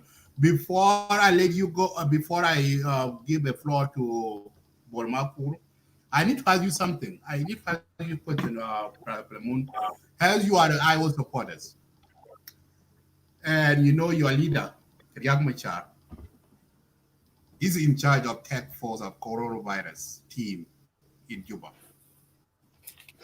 So since this news break out last week, so we haven't seen in any media outlet Dr. Riek, Vice President of South Sudan, didn't come out to condemn this. So what is your intake or what is your opinion about this? Why your boss didn't come out to condemn this this bad move that the law enforcement done to Abraham Scholl? Okay, Madid, I think you shouldn't blame Dr. Mashar for the failures of Salva Kiir and inside year one, and the people are suffering with hunger. People are suffering, the laws that or the rules that he put it out there. Dr. Mashar is Pilman, Pilman. The person who came out and Maybe helped the it's not. social minister It's not is nobody. the president of the Republic of South Sudan. And Kiir is the one who violating all the rules that he put it out there. Now he's accepting visitors to visit Pilman, one, Pilman. and he's congregating. Peter, I hear you. Yeah, Pilman, I'm not blaming Dr. Riek Machar. What I'm saying here, Dr. Riek Machar was in charge of coronavirus team. Anything happened? How many people faced it? Like today, I heard which is the case now is raising up. Yesterday was like 34 cases. Now it's reached to 44 or something like that. Dr. Riek Machar, as a vice president of South Sudan, he's in charge of coronavirus crisis in South Sudan. So this is happening because and this is the religion as next media team. I have to ask you this: It's not a political thing that I want to put across you, but I think it's appropriate as you as I also notice. Because Dr. Machara, Vice President, is in charge of the coronavirus scheme. So if something this happened, like what happened to Abraham Shaw, which is outcry to everybody nationwide, everybody who saw the naked picture of Abraham Shaw is not happy. He's upset. He's a champion. He's sad. He's outraged. So as your boss, he's in charge of this. Why don't he go outside and say, okay, public on TV, South Sudan TV, and say, guys, what happened? What my law enforcement done? I know you guys can say, oh, those are not Riek Machar officers. They are Salva Kiir. No, they are his officers because Riek Machar is a first people of the country. So why? And also he's in charge of tax force. Why don't he come out and condemn it? Madid, yeah. This is what I would say. I would rather have Philemon. What do you think? What would be the response if Machar see all this now? Maybe you have seen it. If you would have asked Machar right now, what would be his response to this issue? Was the court system right? What would Machar say? We can explain in different ways. It's not about what Machar says. It is about what the government of South Sudan says about the violation that they are doing. Okay? Because when you do what Machar says, then you account Machar as okay. If you account Machar as somebody who is a part of the government, then we have to say why the government of South Sudan allowed, the people of South Sudan to be human. Okay, this is the answer. Okay, but if you are taking away and saying that Dr. Machar has to respond, then Machar will respond as other people of as the government of South Sudan. Okay? So if we should blame, we have to blame the president of the Republic of South Sudan. Why he allowed, the citizens like to be humiliated in the front of justice when whereby all the leaders who are meeting in they have not have been punished. So if we try to blame people, then we shouldn't blame the Machar, because thank God that Machar, the government was formed when Machar is there. Now he is the one planning to help those people make sure that the rules of COVID-19 is there. And we think that Machar now the meeting that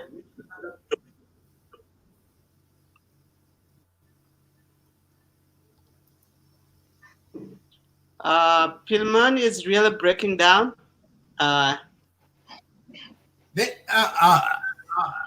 Palamun, your network is bad. I want you to log out and come back. We cannot hear you. So, brother Palamun, log out and come back. We cannot hear you out because I want you. We want to hear from you. So, log out and come back. He mute himself. I can unmute him. Unmute yourself. Come back. Okay, let us wait for Palamun. Please, you have a chance. Go ahead. And also, Bol and Peter, I'm about to show. Madid, thank you. Thank you, Madid. Thank you, Peter. Thank you, Dane and Philemon also for contributing. As I know, we already touched this topic, but there are some part that still not very clear. Like I said before, I don't find a clear path because we don't have anybody who is acquainted with the situation. I said that earlier, and but for me to come back again, I am blaming the system, the legislative system, or the jail system for Abraham's situation, because the way I look at it, Abraham's system would have been treated differently. why his situation is unlike others. He would have first see the doctor, which did not happen for a moment. He would have gone under the cancel. He should have cancelled. Did not happen. So you diagnose him. What? I say, are you diagnose Abraham?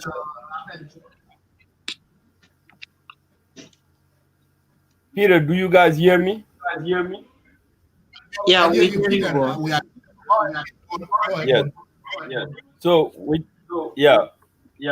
he have not seen the council. He should have been cancelled. Did not happen. Also, Abraham was tried very quickly because I saw him on the police car. I think before yesterday, and I believe today he was tried. And I know there are procedures for a convicted person, procedures that need to be followed.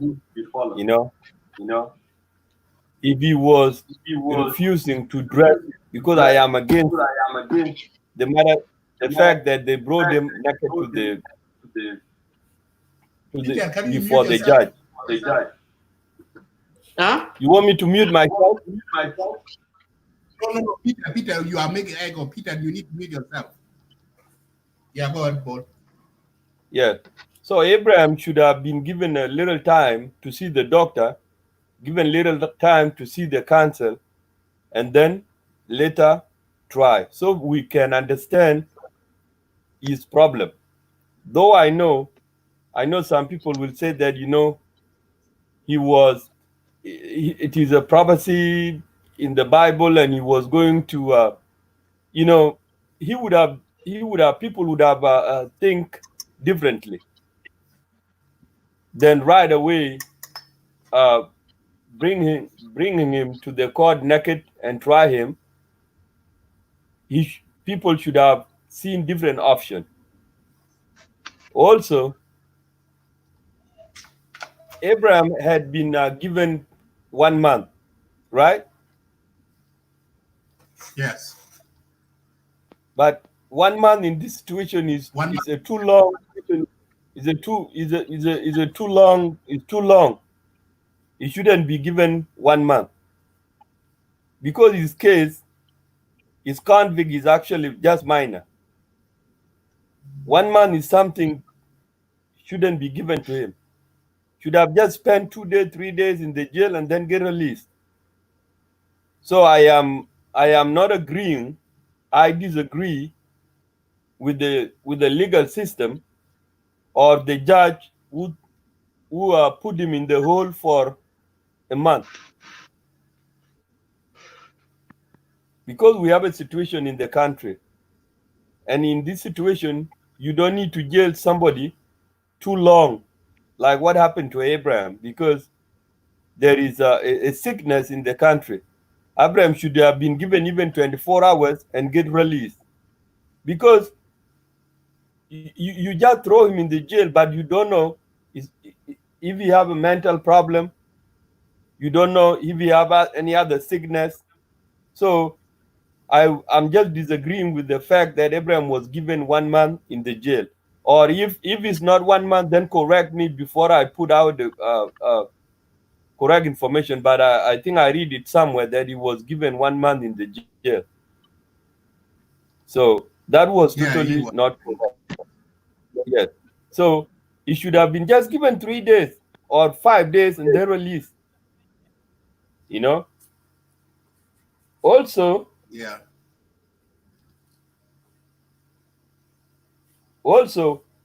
if he was refusing to dress, the police would have actually follow up and report what are the violations of, what are his word, what are the reasons that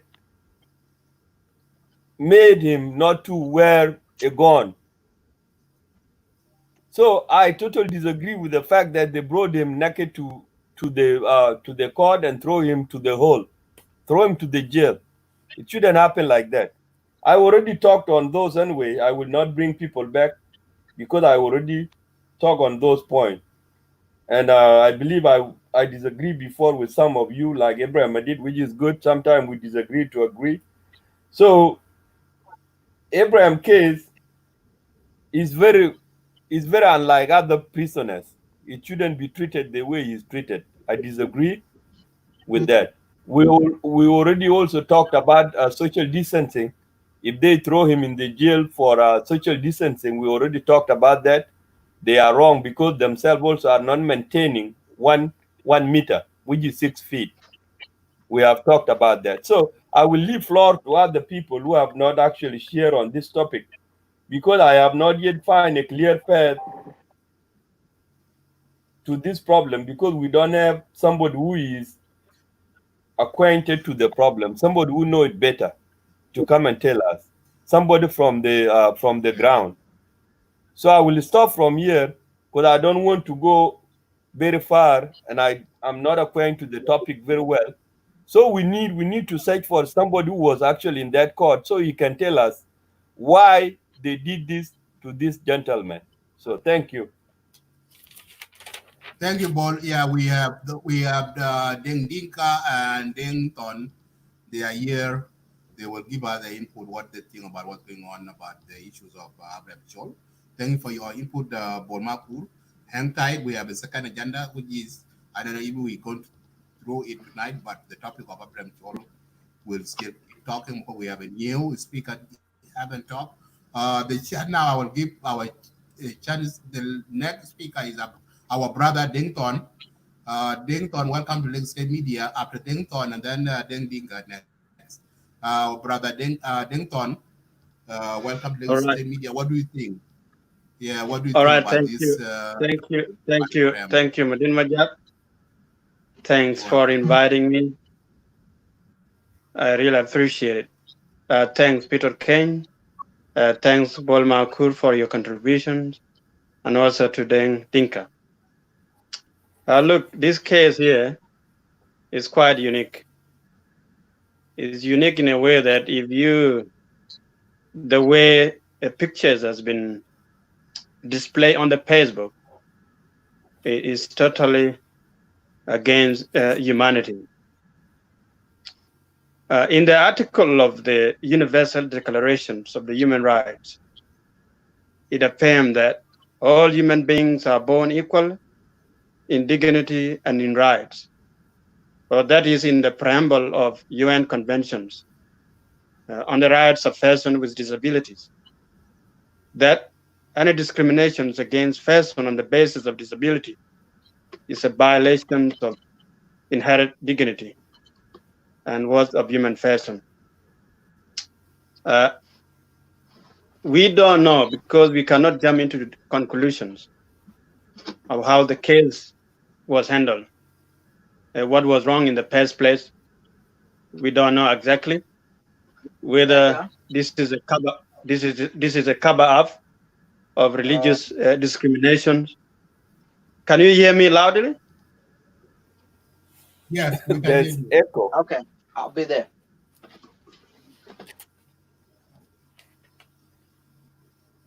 Yeah, go ahead, Denton. We can hear you. All right. I think you want to come back. No, Denton, we can hear you. Can you hear me? Yes, I can hear you. Yeah, go ahead. We can hear you. Go ahead. All right. Thank you so much. Yep. So, based on my own assumptions, I may assume that there's a cover-up of religious discrimination, which I cannot come into conclusion as well. Look, with there are a few things that we need to put them apart. The orders from the president is a different case. Imposing the law is a different case. Having the social distancing is also a different case. And because this is a bad time for all of us, one aspect that we have to look at is that Were there pre-existing conditions existing in Abraham case? Because there's an assumption that Abraham Cholma case is mentally ill. He has a mental problem. One thing we need to understand, in his church, so how long he has been a church leader, how many, the number of people in his congregation, and how long his church has been existing in South Sudan. His leadership within the church as well. We have to look at that in that aspect. We have to know his family background, his wife, his kids. If he's a married man, we have to know that as well. And people who were enforcing the law, the police, whether they were following the right procedures. In his home address, whether he was in own house or he was in the church, and how many people were in the church, whether he was praying alone or there were few individuals in the church and obeying the social distancing in the church.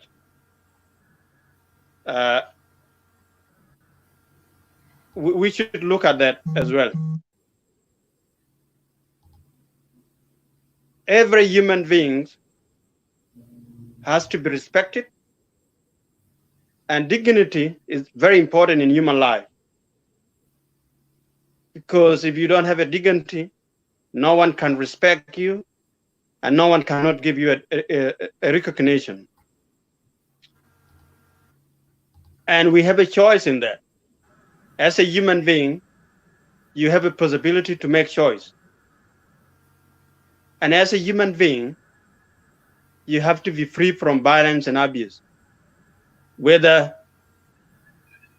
you have disability or not, you should be respected with dignity, and you should have that freedom of discrimination, autonomy, and also being inclusive in the community activities.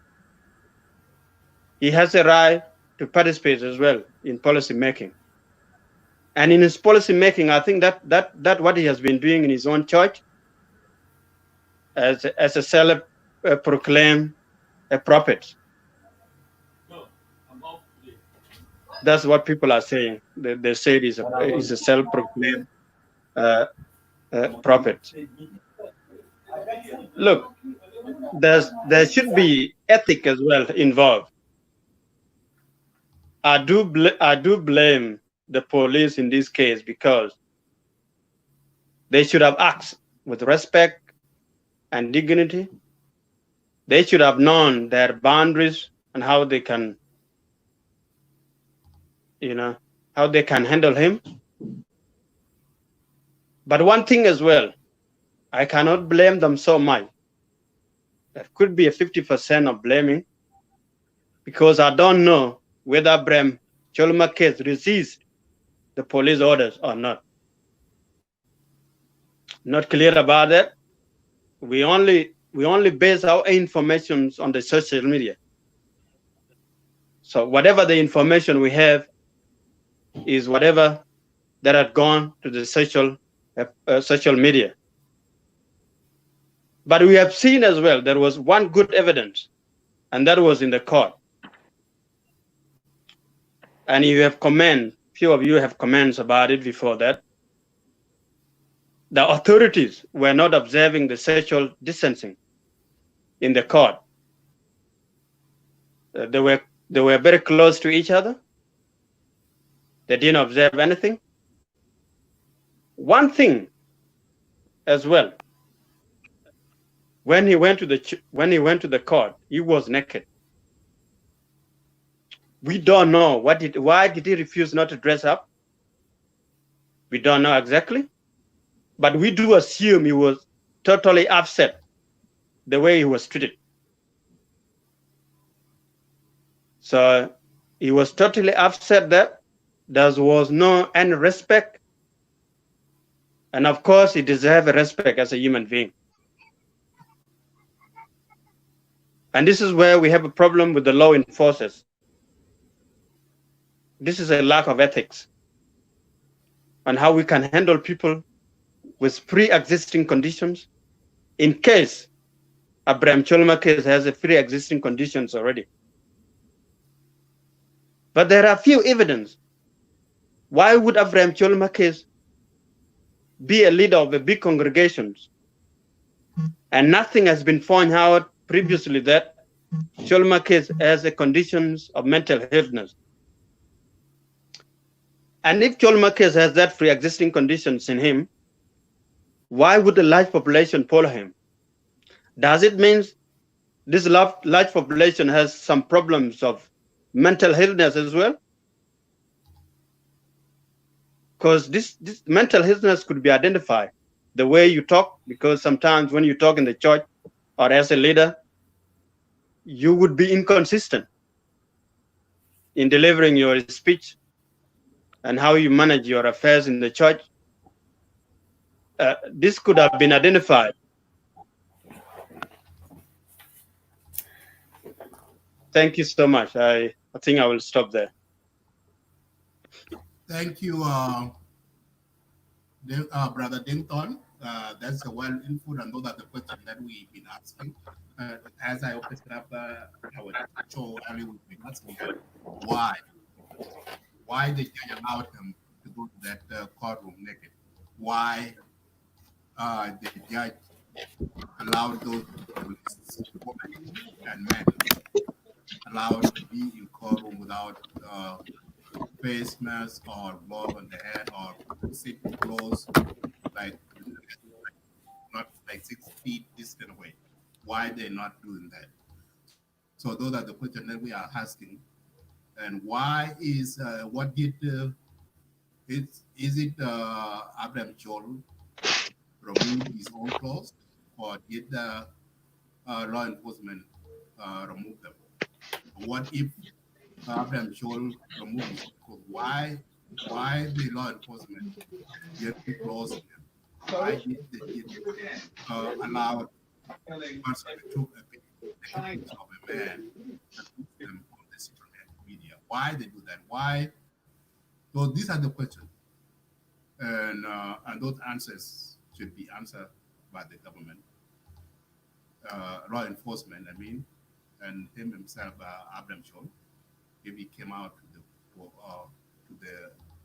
out in jail in 30 days, and also too, you made a good point, and that's what I said earlier, that okay, if Abraham Chol was charged with the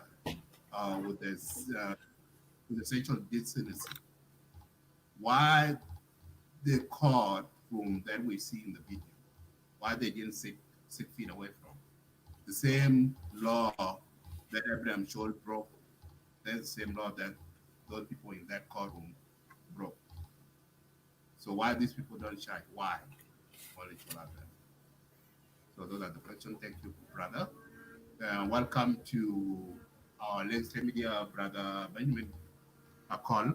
I know that the person that who have a chance is our brother, Ding Dinka, which is, I think he logged out and he's the next to talk. But I will give this chance now to our brother Benjamin Akol, and he'll Brother Akol, welcome to the media. You know the topic. I know the second topic we are not going to go in tonight because we are still discussing about the issue of Abraham Chol. So we need to focus on that topic. Yeah, but Mark, go ahead. You know, we need to share Lake State media for everybody. Like somebody like me who already spoke, I can be taken away and bring another South Sudanese, because I don't want just to occupy the space and I'm already done. Because Lake State media is a national TV that we want everybody to show his face. I need my space to be given to another person who have a genius idea. So take me away and bring another person.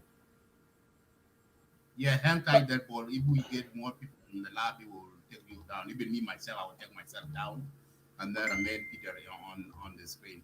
Yeah, thank you. Hang tight. So if we have more people coming, so we will take you up. So, Brother Benjamin, welcome Yes. to the state media. Go ahead. Thank you, guys. Yes.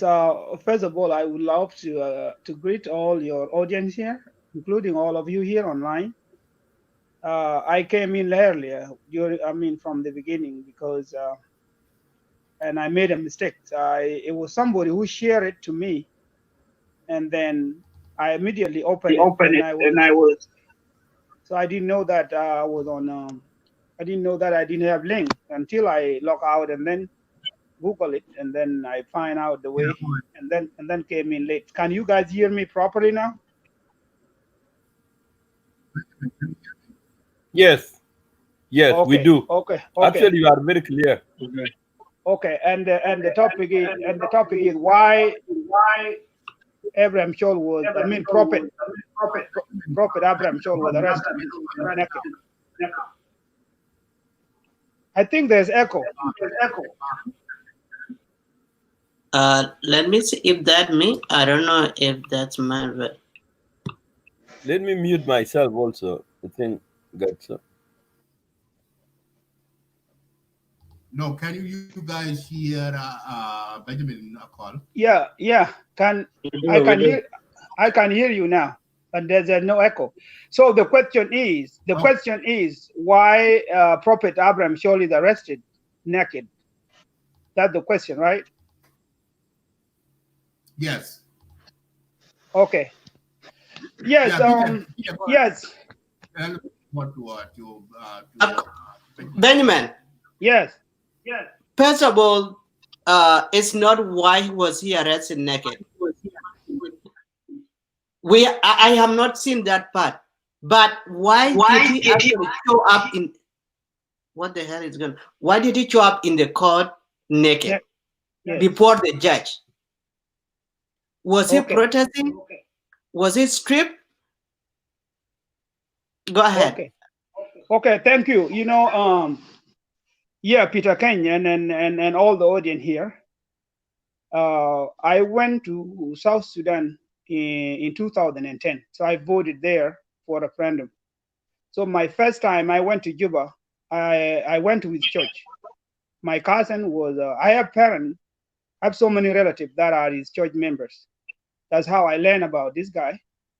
So I one day went to that church, and I never returned to that church for some reason that I have seen going for some issues that I have seen going in that church. So I judge that I shouldn't be returning there, and I respect the choice of those cousins and relatives who goes to that church, who go to that church.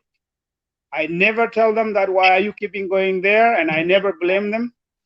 But for some reason that I don't like, I never return to his church. Even if I go every year, I go to South Sudan. I don't go to that church. I go to different church. I have seen some issues that should have been addressed if that was United States, or Western world in general. But because we are different society, those issues were not addressed because there is a separation of churches and the government. But I think the reason why he was arrested, it was because of social distance. All the churches in Juba were banned not to conduct the service on Sunday. But he went and violated and let all the congregation come on Sunday and pray. And I think he was given a warning by the coronavirus task force team. And then the next Sunday, I think he violated and then conducted this church service. And I think the COVID-19 task force went ahead and sent the order to arrest him for some reason. And I think they went and found him. They didn't arrest him on Sunday because I think they are afraid of violence, because his church has so many members that could speculate into problem. So they let him pray on Sunday with his church members, I think, and then I think Wednesday they thought that there are no many church members that could speculate or cause a problem with the police task force. So they went and arrest him for violating the orders that there shouldn't be a church services on Sunday with all the members. And that church, all his members are extremists. They think that anything in the whole world can be solved by God. They couldn't even believe in coronavirus disease. They were praying that it is a snake, I think, and they were saying that if somebody is sick, because in that church they believe that if you're sick with HIV, they can pray to get help. They believe that, because when I went to that church in 2011, I saw a group of ladies sick of HIV lining up in that church, and he was blessing them, and they were believing that he will take HIV away from them. So I have seen irregularities in that church, and then they don't believe in anything that they say that God will solve it. That could be the reason people go on Sunday and pray there, despite the law orders that nobody should go on Sunday. And you know that our people are Christian. They have so many churches in Juba, including president. He always pray there in Catholic church, and then there are so many big churches in Juba. So he was arrested for violating the social distance thing for coronavirus. But the reason why he was found naked, I heard that he had been doing those because I don't know who was talking about earlier about Bible, that he will by Bible verses that he will go he want to die naked and go to the heaven naked. You know, that is his right. He would, you know, I thought he was practicing that in the church, and I heard that he always go to the mountain and pray there on top of mountain naked. So all those things that have been going on in his church are his own issues. You know, if somebody come forward and complain, they should be addressed and maybe burned completely, not to be a prophet. But the reason why he was arrested, that was because he violated the orders that nobody should pray on Sunday with a group of people. But when police went there, they found him naked. And the reason they found him naked, nobody know. And in my opinion, maybe he was protesting the arrest because he knew already that he will be arrested because of violating the law of orders. So they found him naked, and you can see in that truck, you can see his clothes there, sitting on it. I mean, near him. You can see him, the tailgate of the truck being lowered for him to come out, and then he climbed on the high side to come out. And you can see the guy watching him, you know, the way he was watching him. So the thing about the dignity is that we have we South Sudanese, we are claiming that we want to have right, we want to have freedom of right. And I believe our police are not highly educated. They are not aware of what law are they imposing, you know. And also, you can see they allowed the cameraman. The cameraman was not a government.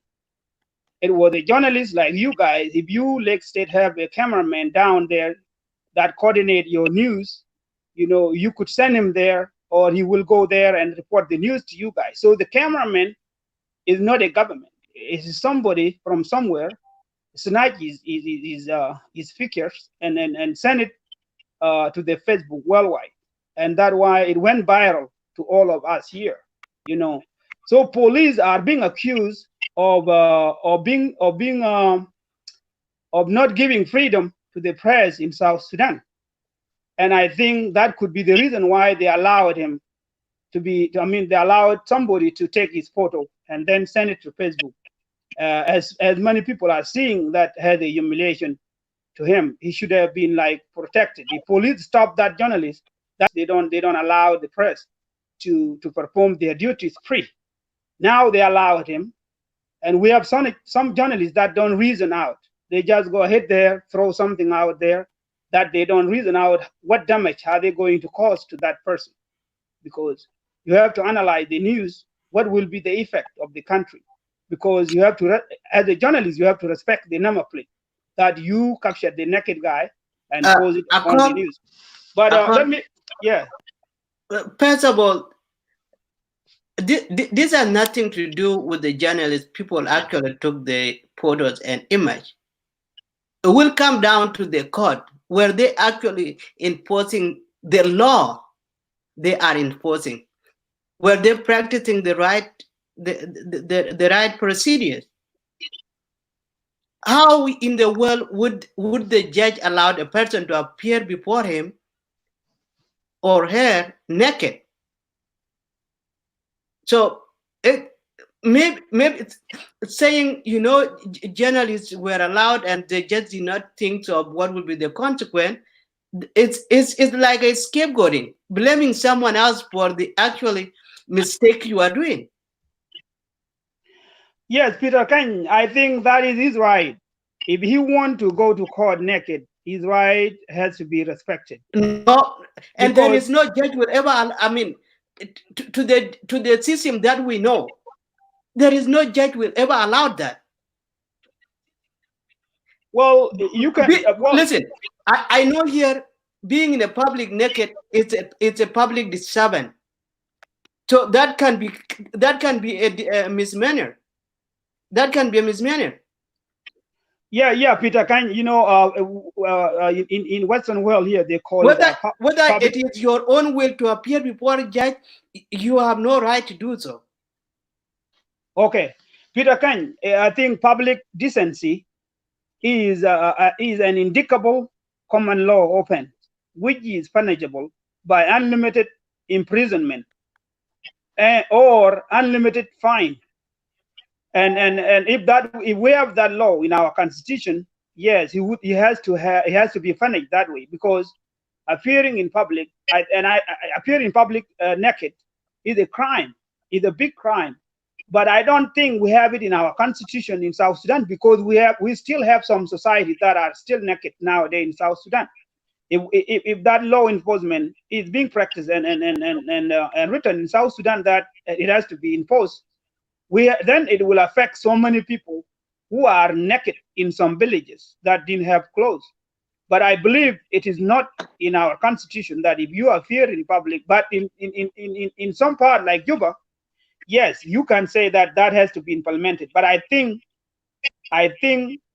that is his right. If he want to appear naked in court, I don't think he has to be forced down and then hold down by force and then put clothes on him by force. You can see him in jail. He appear having t-shirt that he didn't want to put on.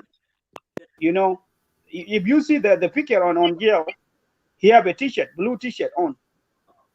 But I didn't see the picture in court anyway.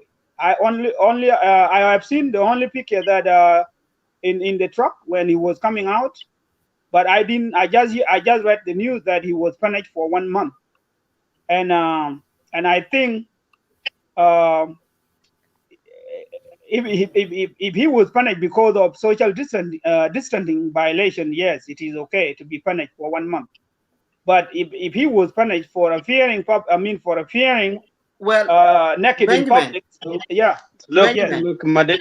Sorry. Benjamin. Yes. Yeah, I know for sure now you came late, and this is the issues. If he was, the issue here is not whether he actually being punished without wrongdoing. It also become, did the court actually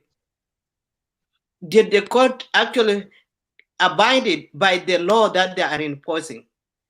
Because within the court was congested. There was no social distancing of 6 feet. People were not wearing masks. So the question is, can you punish people for wrongdoing? Madid, I think what you have seen is, and the law that you are not abided by. Peter Kane, I think what you have seen is a picture being sent to you with a cell phone. I have seen that too.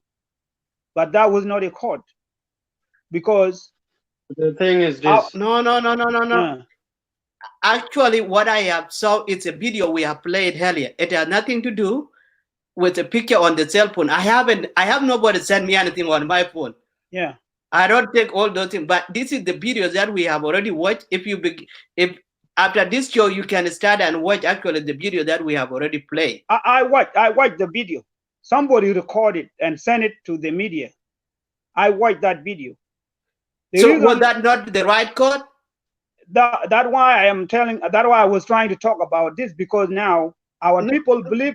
That's what I want to hear from you. If you dispute that was not the right case. Yeah, let me respond to you. Our people believe anything sent to the Facebook. You know, we rely on rumors a lot, but you have to call. Well, but this one actually, I call my brother. Yeah. This was the real, and this was the real guy, and this was the case. The press was allowed on this, and the video was taped. So there is nothing here that's Madid, our lawyers who are running the government there, most of them were educated from the West. Yeah, I mean, let us not underestimate our judiciary system, our law system over there. Those people are well educated, and they are, and they are very talented.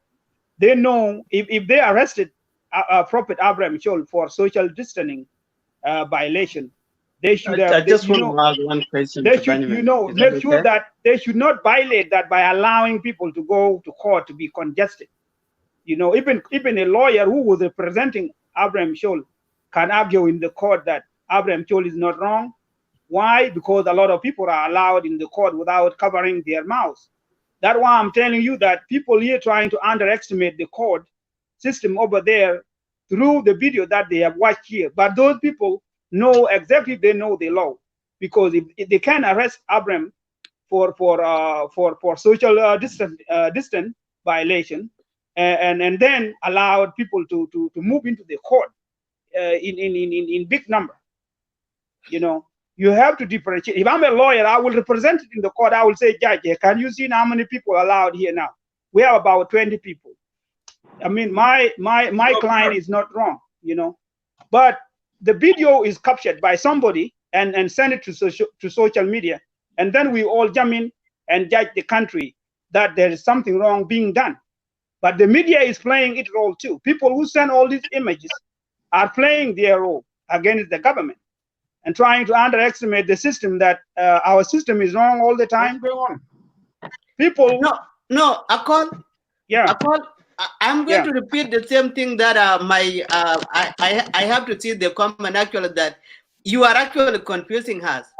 In other hand, you are blaming the press, you are blaming the social media, but you say all of us are playing our part.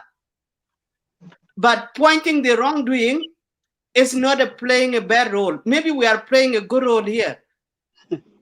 Yeah, Madid, we are not a main, we are not a mainstream media. I'm a journalist by profession, Madid. I took journal law, and that's the old degree I have.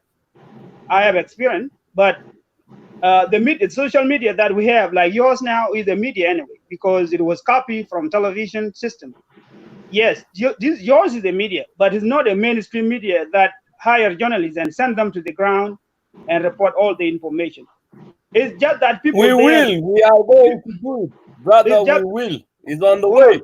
Hold on. Yes, I wish that to happen, and maybe you have to employ me to do that for you guys. But the thing is, all the information that we have. If we are not going to hold a media asset by trying to take it out some, by practicing what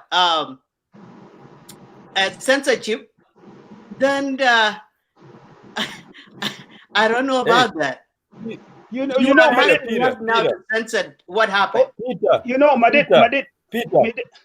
Peter, instead for you to argue with Master Kir, let's give us a new face. Don't largin. Do not argue with Master Kir.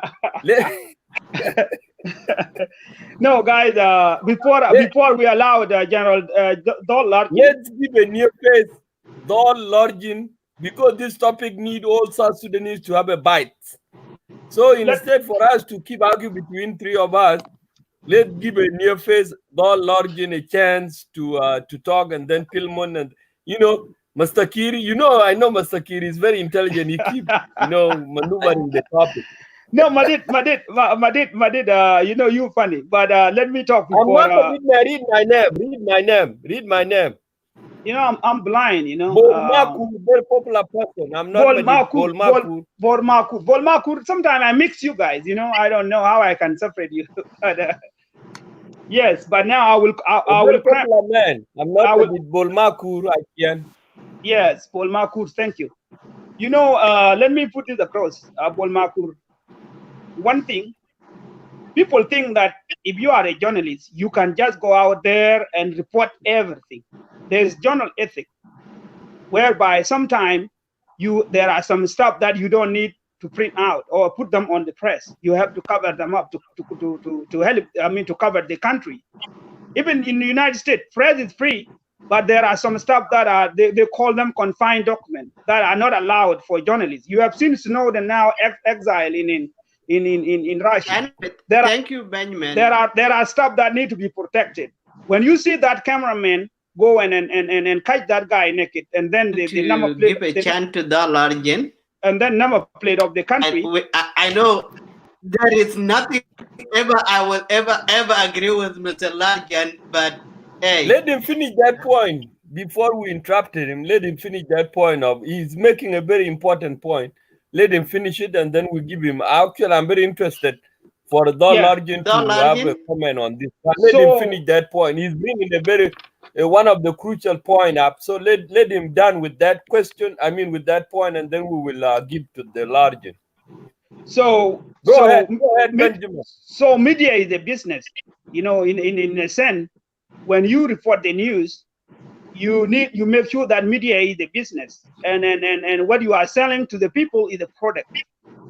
And what do you do? That's why we have editors and people who analyze and see what can be taken out to the public and what should not be taken to the public to protect the community and to protect the people whom you are covering. And sometimes when you report, you go back to the first and you say, this is your picture, this is your article, I quote this from you. Should I send it to the press to be printed? If they say yes, you will send it. If they say no, you should not. And that's why we have liable. Because a journalist can be sued with liable for just going out there, sending your image out there, or make up a story and say that he interviewed you and send out the news there while he didn't interview you. Because there are some journalists who make up the quote that they interview you, but they did not. That has been going a lot in South Sudan because some people don't have journal ethics. Abraham Cholmaka's picture was exposed without his will, that if he allowed that picture to be sent out, he didn't have choice. He had right to sue that particular journalist who took his picture, and send it to the Facebook. And the government can sue that journalist who took the picture and just send it out. The truck number without asking the public that this should be printed out on the newspaper. So I'm trying here to educate our people of how journalism works, because some people, they just go there with a snapshot and then take pictures or write on by their own way as if they are reporting, but they don't know the ethics and then how things work. There are some stuff that shouldn't be sent out there to the media. There have to be covered up. Such a case should have been covered up, not to be allowed to be printed out all over the world. So I will allow John Largin, but I would like to talk later on because it seems that I'm taking time. Yeah, thank you. Benjamin, I like your point. You make a crucial point. But journalism in South Sudan is very different with the journalism in the United States. Let me leave it there because I don't want to go anywhere. Largin, go ahead. Okay. You guys, you hear me? Yes. Okay. I wanted to be actually very quick. I wanted to say hi to everyone. My colleague Benjamin Akol, Bol Makur, Dengton, Peter, and Philemon. And audience who are listening, my name is Largin, the leader of the UPSS, Union Party of South Sudan.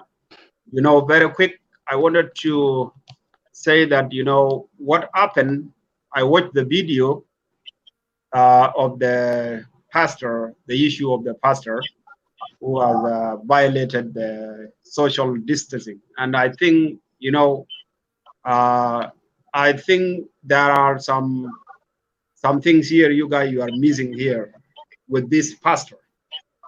I do believe, you know, the pastor has some combined. If you look at the way he is being handled and the way he acted, I think there is some infamous here. You know, there is I think a way to look at it deeply is that this pastor is looking to be famous. That is one thing we can look at. And the other thing is what we call the mental health. Mental health. And it never won me. It just went. Mental health is something that we don't look at deeply in South Sudan. And mental health has a different form. It can become kind of falsehood of religion, falsehood, and a lot of things. Thank you, Largin. Thank you. I mentioned that before. Thank you. Go ahead. If you look at the way he was acting, you know, in 1999, when I was in Kenya, there was a case in Uganda of a similar pastor who say that in the end of 1999 to 2000, that the world was ending, and in Uganda, in Kampala, he was locking up all the believers in a church and set the church into the fire. So you see, that kind of, you know, those false prophet or false believers, sometimes when the believers don't even hear them, if they have a mental health or maybe they are thinking or they are believing God. So, you know, for our country where education maybe is kind of very less, or level of education is kind of questioning. So a lot of people will fall into trap of belief. You see, so like a pastor, you know, COVID-19 is more dangerous in terms of social gathering than any other spread, because social gathering like a church will have a lot of thousands of people attending, or even hundreds. So if 100 is attending in that church and they got it, so the coronavirus will spread quickly in community. And that's what the world is actually is all about. It's about many people getting the coronavirus at one time and is spreading it to the whole country. So I think what the authority did in Juba, I think is right to question that pastor and even arrest him. There is nothing wrong about that. So that at least our people can learn that law in a country is a supreme. Even if there are leaders, our authority are violating it, you know, you cannot go ahead and violate it because the authority is violating the law. That is not logic, you know. So if he's a pastor, if President Kiir is violating the law, Riek Machar is violating what they are implementing, then we, the citizen, we cannot go, oh, let's violate our law because our leaders are violating it. The only thing we can say, okay, let those leaders who are violating the law to face the court. That is what you could have been saying, that pastor. Okay, we know in the country, you know, there is a question of we don't have a lot of things. I know that. Okay, the country is being locked down because of coronavirus, and there is no food maybe for citizens. The government don't have capacity to provide the food or to provide necessity for the people. We know that they are lacking, and also we know maybe the standard of Western world is not in South Sudan. Thing like hand sanitizer, they don't have it even in the market. Leave about even people to afford them. They will not have it actually. Thing like soap, some family will not afford even to buy soap just to wash your hand with just a soap. And the other thing is that you know, we have a lot of thing like this mask. Okay, mask. You know, the mask we have heard, even the government was encouraging people to import them, I think, from China. What is it? From China, you see. But for this coronavirus, there's a lot of things that come with it. Okay, government, government that lack a lot of things. That we cannot just encourage actually to violate the law or to violate the order of this new virus.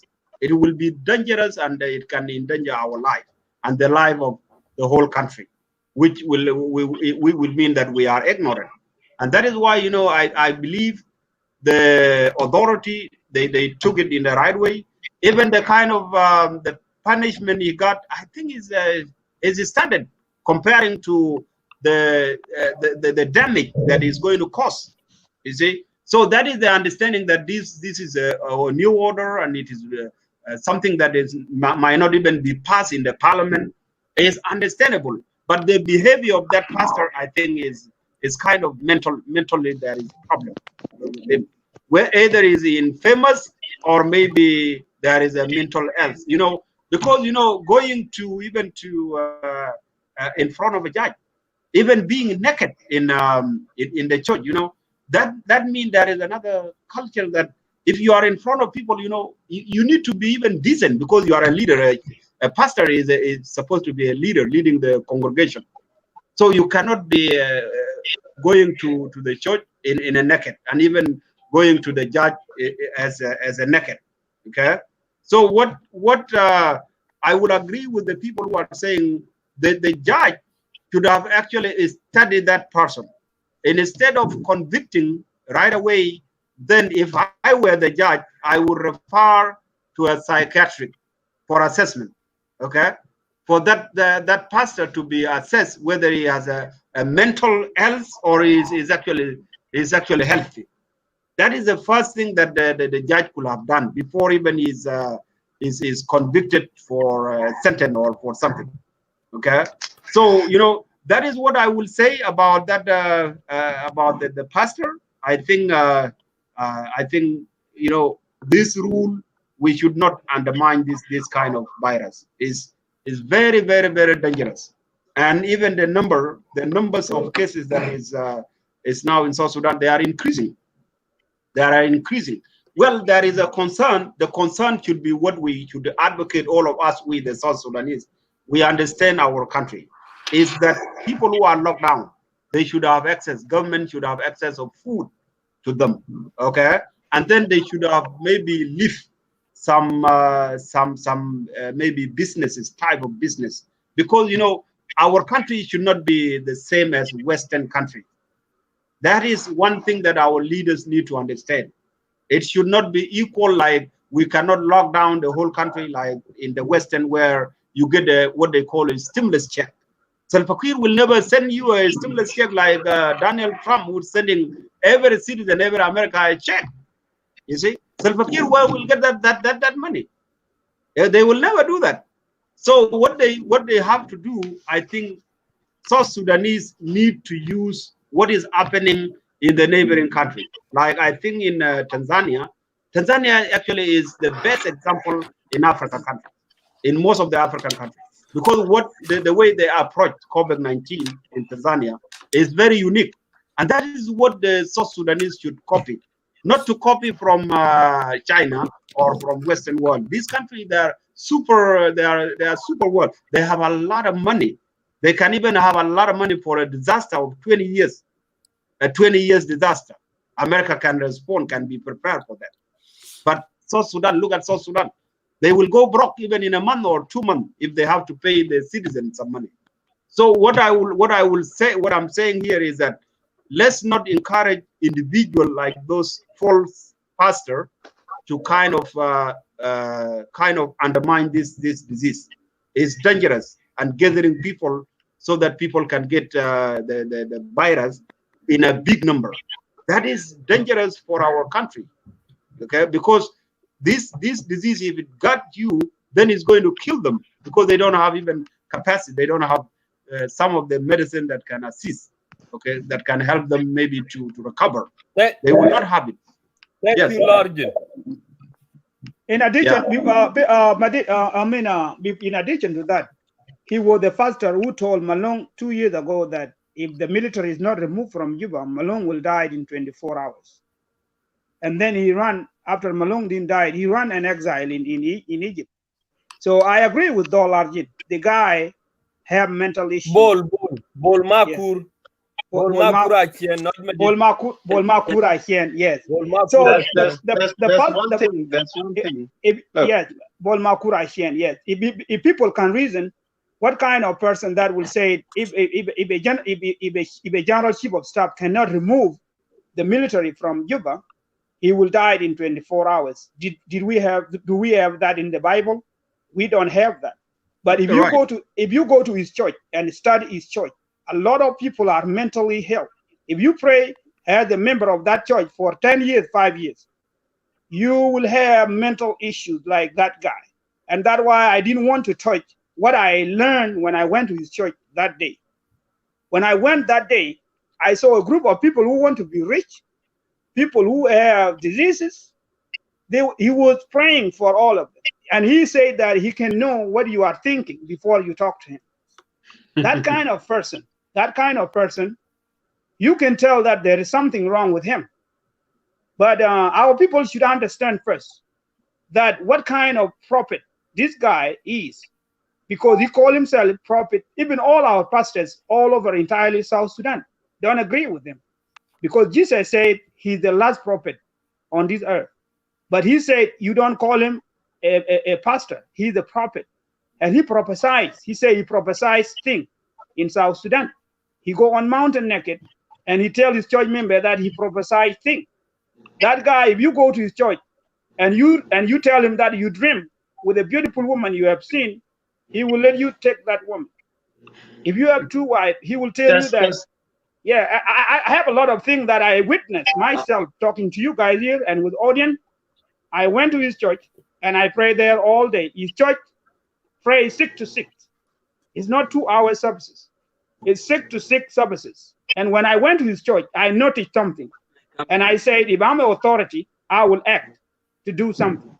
Because that church is practicing a lot of stuff. And there are so many rumors that you guys don't know here. If you heard them, you will even recommend that he had to be arrested and banned for life. There are so many women. There are rumors that there are so many women that he impregnated. You know, those are rumors. But I believe who went to that church and learned a lot of stuff. And so people coming forward and say that he prophesied for them and prayed for them, and then they become millionaires in that church. And there were people with albino who were claiming that they become okay after he performed a ritual for them. And there were ladies with HIV lying that he prayed for them to get relief from HIV.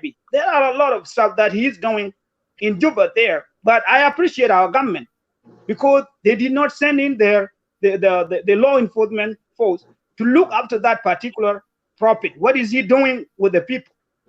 And when you go to his church is a church that have a lot of members in Juba. And he has been practicing weird stuff. And I have seen a lot of our people here complaining about his arrest. I think he needs to be taken to the hospital, get treated, and banned from being a pastor, and his church completely should be banned from South Sudan. They even pray with a language that you don't even understand, because there are some Ugandans over there. His headquarters is in Uganda, actually. I mean, as Dol Arjin said that, you know. The guy seemed to have some, how do you call it? He have shams or something like that, I don't know. Because the church cannot say that if you dream of a girl and say, I dream of this woman as if I slept with her, he will implement it and tell you that take that woman. It's something weird. What will you say if that is you? So I believe the pastor, the prophet, is mentally ill. He should be treated, and then his church has to be burned. If there's another person who has to take it over from him, he has to take it over. But people shouldn't judge that it is a discrimination. Pentecostal is the biggest church in South Sudan. It is not. They pray as Pentecost, and in South Sudan, a lot of churches. I think Pentecost is the biggest denomination among all the denomination we have in South Sudan. And I think our government is not compared to Western world, whereby we should be looking after every activity that has been done in the country to see how that leader is running that particular congregation. But you know. Yes, go ahead. Anyway, Benjamin, before you continue, I have to let the public know here. Benjamin, I like your summary. You have summarized it. I like your summary, though. I like your summary. You have summarized. You have family. I mean, the public is making comments, but you have summarized it awesomely because you've been there. I never been there. Thank you. Yes, when I went there, it was 2011. So I have to let our people know here. Yes. But now you're done because we need time to shorten. Also, Okay. I thank Don Largin for his summary was very crucial. Me also, I'm not going to take too long of making noise because we want to give it to Billy. Billy, I've never talked. I'm sorry, buddy, for taking over from you. But I just want to leave you. I'll give it to you, Billy. Yeah. Paul Makur. Yes. I'm going to leave anyway. I'm going to leave. So let me just give me just only two, maybe one minute, and then I will go. I have some. I'm committed for something else. Deng Son, may you stay a little bit so we can actually exchange before you leave? Then I'm coming to you. You Just have made some crucial It's a remarks. request, but I have something to do because I have. All right. Okay. No problem. Go ahead. Okay. Yeah. Go ahead. Look, I just only a few things because I like the Benjamin Akol his summary anyway. But one thing we are here today is only one case, the case of social distancing. Mental illness will be a different case, and that requires investigations. Whether Abraham Cholma case is suffering from mental illness, whether the people in that church, those believers, are believing in the wrong things. This will require another time to do that investigations. Whether there was a cover-up, which I did mention before, as a cover-up of religious discriminations. All these things need to be investigated before we jump into conclusions.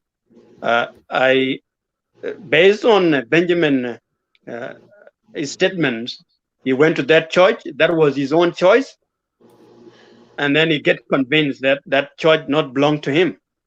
So he found his way out, and then he went to a different church. That is up to him. It's totally his own choice.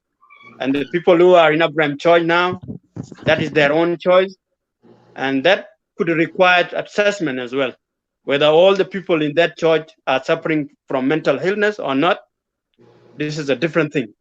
But what we are here today, whether Abraham Chol should have been respected as a human being, whether he has mental illness or not, you could have been respected.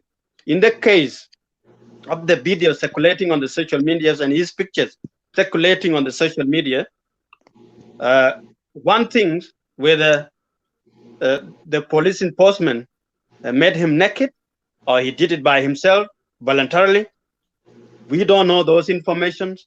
But the only information we have is the picture that is circulating on the social media. He did not have a choice either.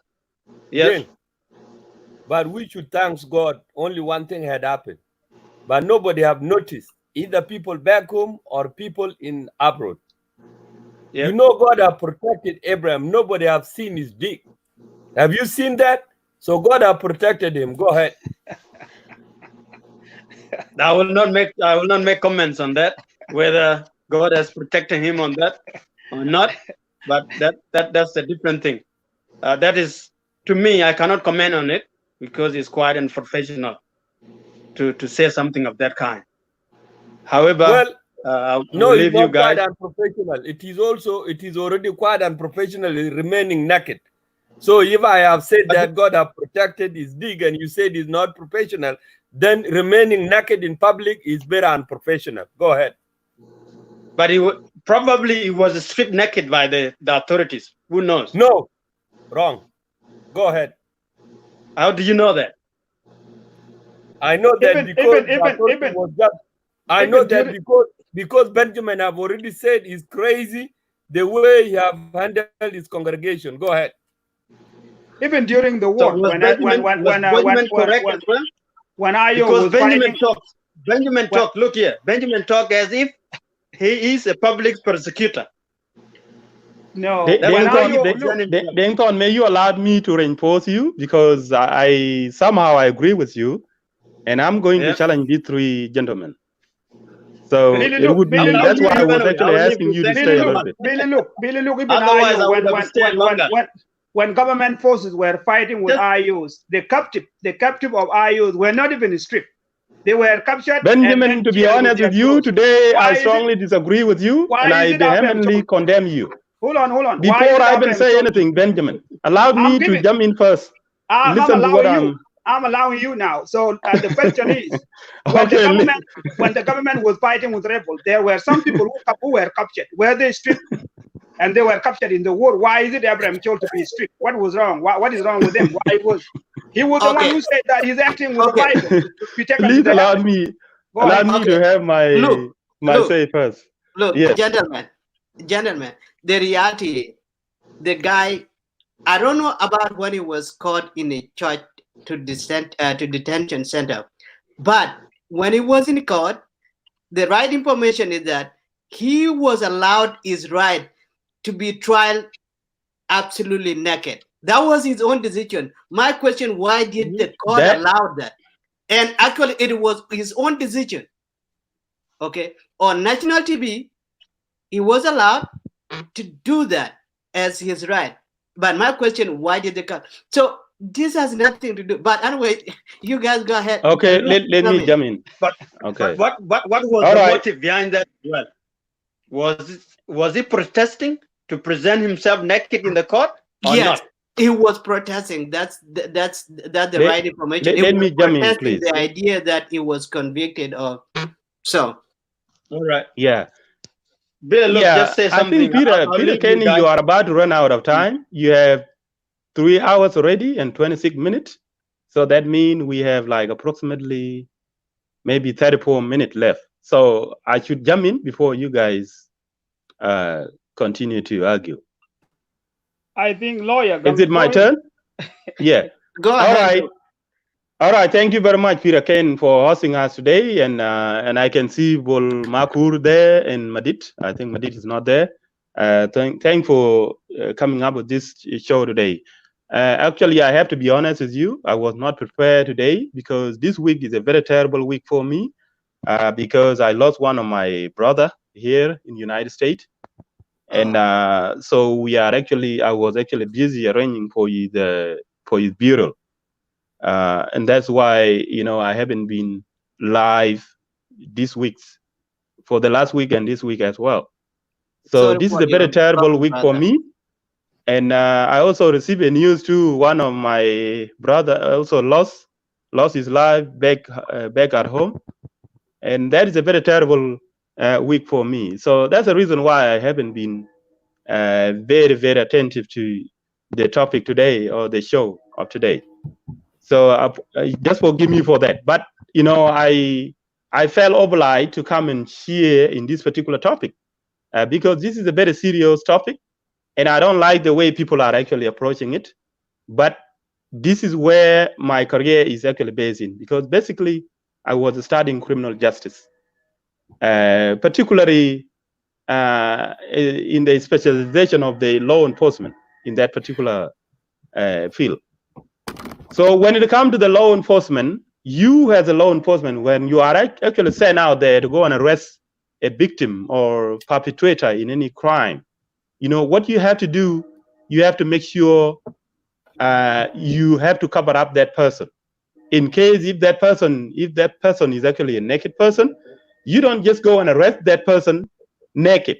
Otherwise, you, as a law enforcement, you have the responsibility to cover that person up. That is in a professional way, according to the ethic, to the law enforcement ethic, because we are trying to talk about ethic here, right? So it was actually fundamentally, let me make this very clear.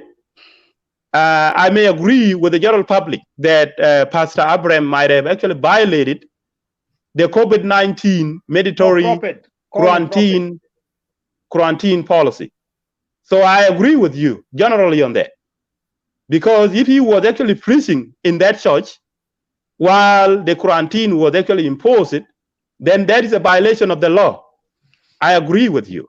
However, I agree with the general public when they are actually support the fact that pastor has to be blamed for his nakedness, for his public indecency. That is not acceptable.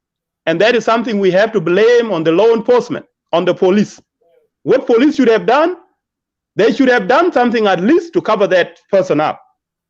No matter what, whether he has a mental problem or whether he himself was actually protesting to be arrested naked as a form of boycotting or protesting, it shouldn't be allowed at all. Because nudity itself, or what is so-called public indecency, is a violation of law itself. So the police should have actually understood. That is why when you are actually viewing or watching a television, your viewer's discretionary view is always advised, because you are about to see something, maybe a nude pictures, maybe a nude videos, or maybe a very graphic videos or violent video that could be disturbing to public view, right? That is exactly what is happening. So what the pastor was actually is the one who was actually responsible for stripping himself naked. The police should have bear the responsibility of covering him up. That is something that should have been done in the first place. So Benjamin, it doesn't matter, or whoever out there that is actually trying to justify that he was the one who stripped himself naked, it doesn't matter whether it was him, the pastor, that stripped himself naked, or whether it was the police, he should have been covered up. Or whether it was the journalist that took the picture while he was actually naked, I don't blame the journalist. It is the responsibility of the journalist to take that video or that picture as it is. That is the function of the journalist. It doesn't matter whether that thing is naked. But when you try to come and show that, when you record that and try to make it public in the national television or try to post it on the mass media, what you have to do as a journalist, you have to censor that picture or that video. If public view is actually advised in that case. If it is a graphic picture or if it is a nude picture, you have to make sure you censor it. And how do you censor it? You have to cover the private part. That's what a journalism do. So you, Benjamin, if you specialize in journalism, what you should understand when it comes to journalistic ethic, it is the responsibility of the journalist. You cover anything, whether it is naked, whether it is bad or whatever that is, you have to take it accordingly. But when you try to show it to the public, you have the responsibility to make sure you censor that.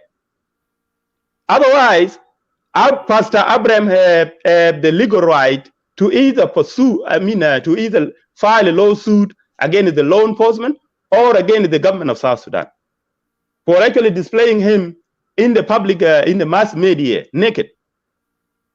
Because it doesn't matter whether he's mad or whether he's the one responsible for his nakedness, he deserves to be covered up. That is what we were expecting as a public. But I agree with you as a general public that he has violated the COVID-19 quarantine mandatory policy. That is totally unacceptable. Because he should have actually obeyed the authorities, obeyed the law of the nation.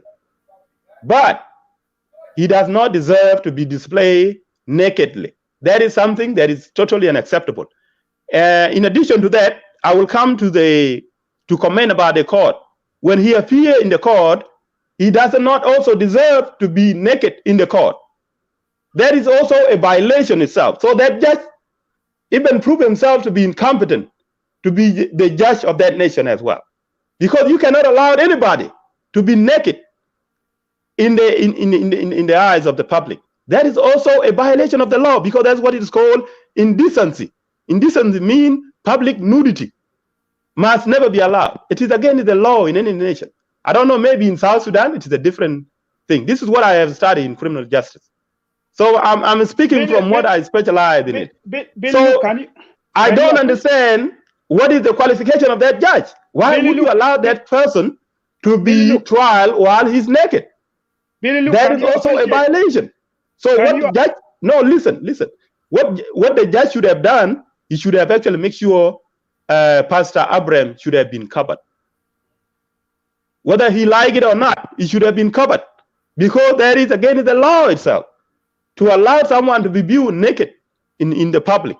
In addition to that, if this court of South Sudan, I don't know how they call this court, if it is the Supreme Court or whatever court they call it, is it a lower court or Supreme Court, the court where he was actually tried.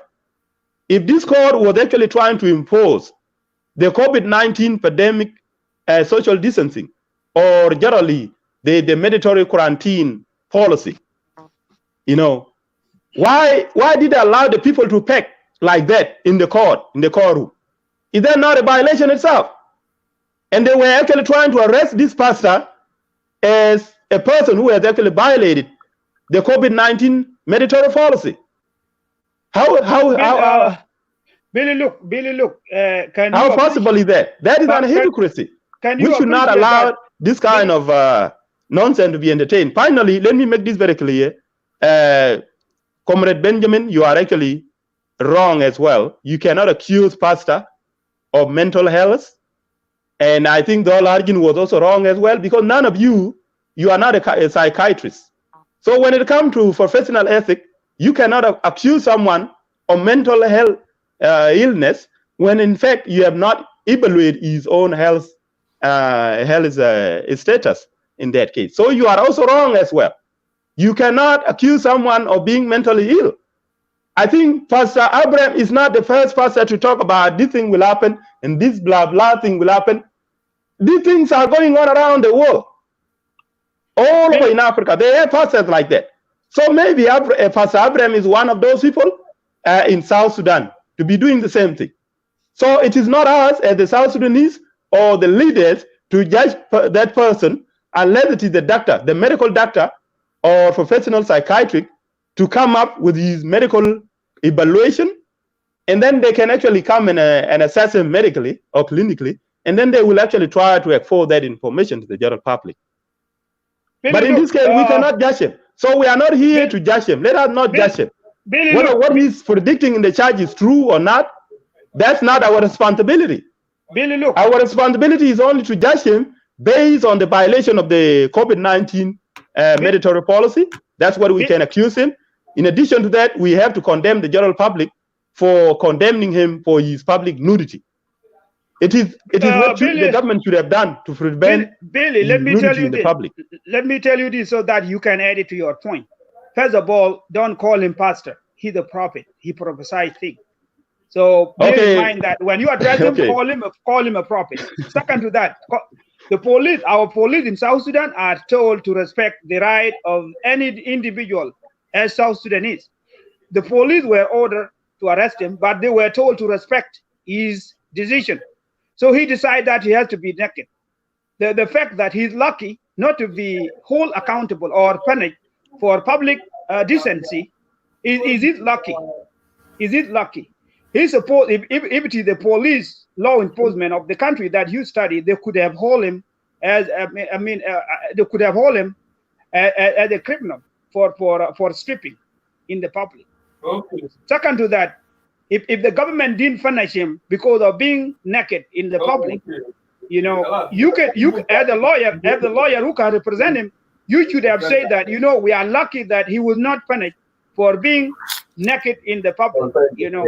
But the thing is, look, now the government was not severe on his punishment. They gave him one month, but as Don Largin was stating that he wanted to be permanent or he's mentally sick, what we are doing here is analysis that what is going on with the Prophet Abraham, you know, because Prophet Abraham himself is a leader. He's leading South Sudanese. His congregation has all tribes that goes to that church.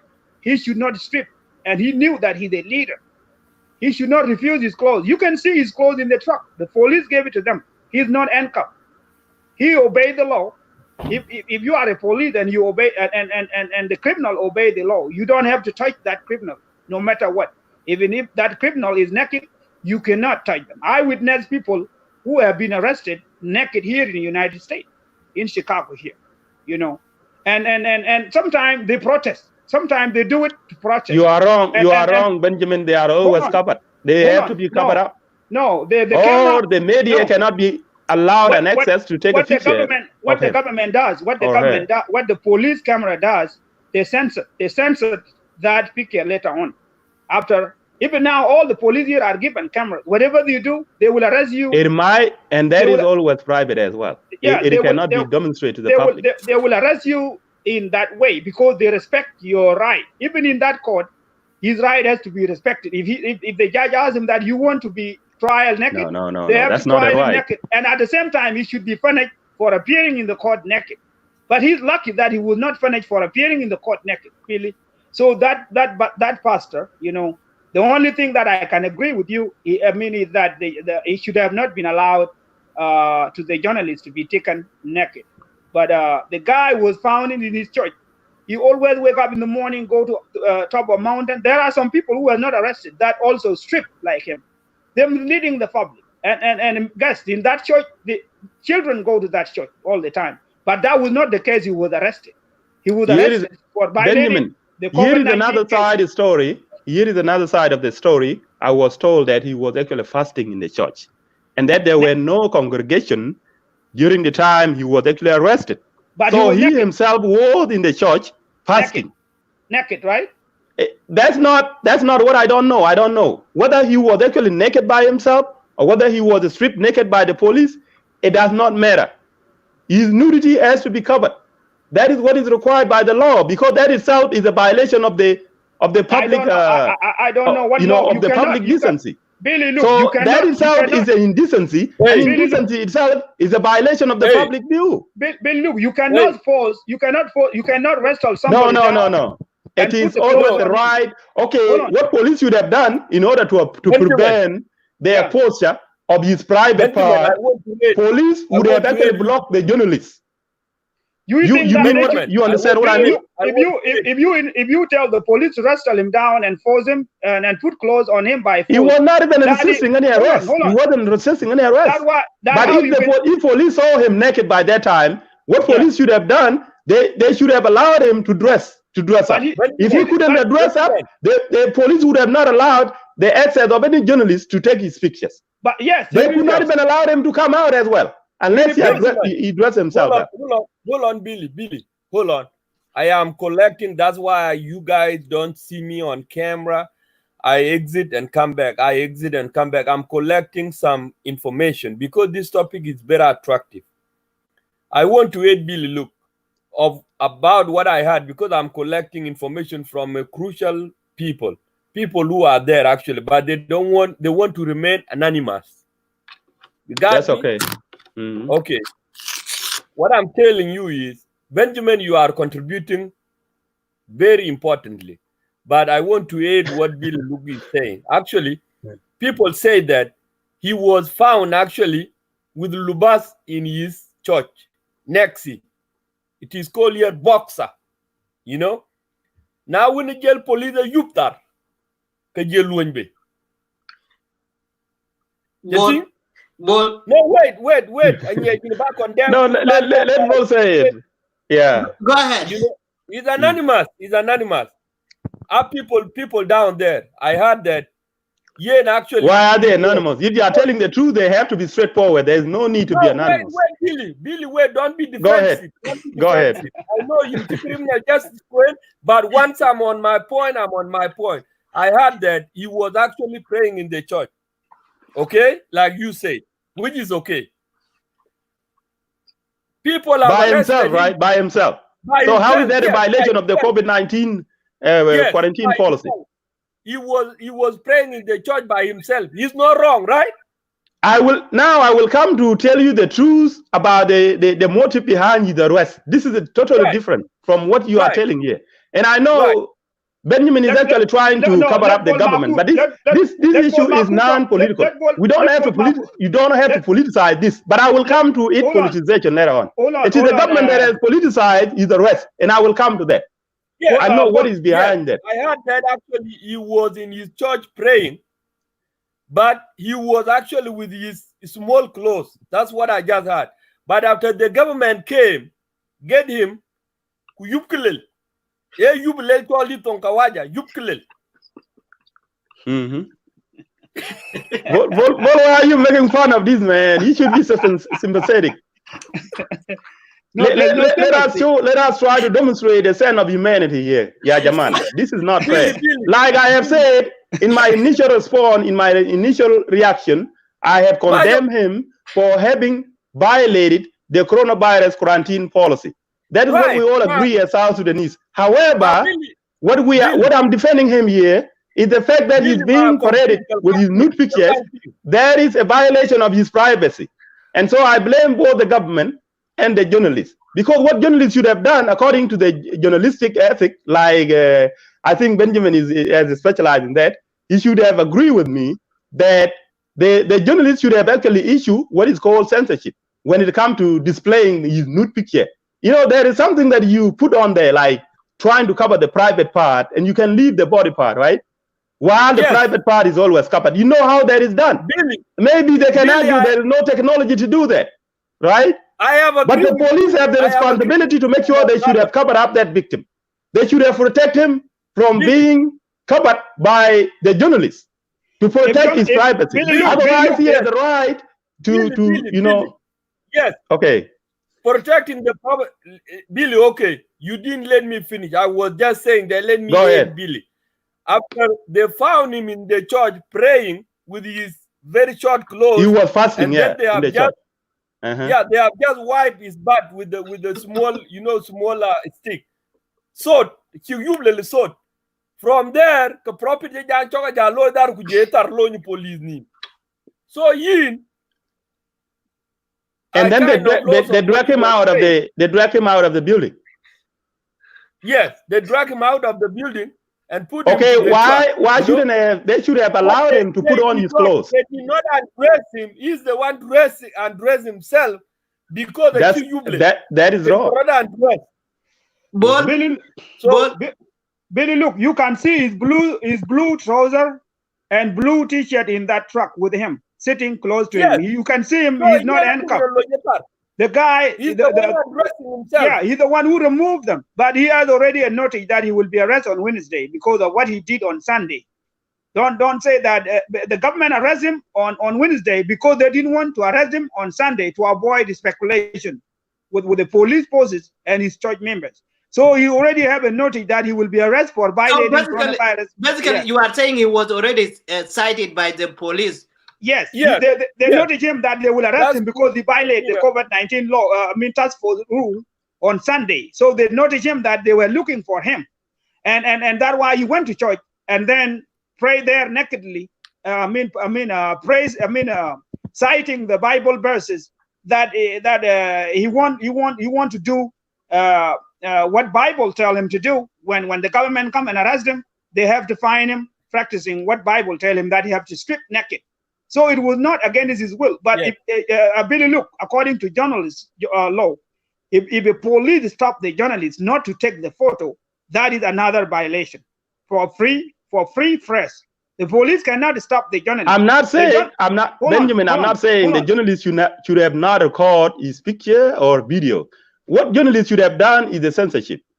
So why did the journalists fail? Why did they fail to censor the recorded video or the captured pictures? Why didn't they censor them in order to protect his privacy? That's why I said earlier. Our police are even Billy. Let's not maintain nonsense here. Our it is police also are even very listen. Yeah, I'm coming. I will come to the. I will come to the reason why he was actually arrested.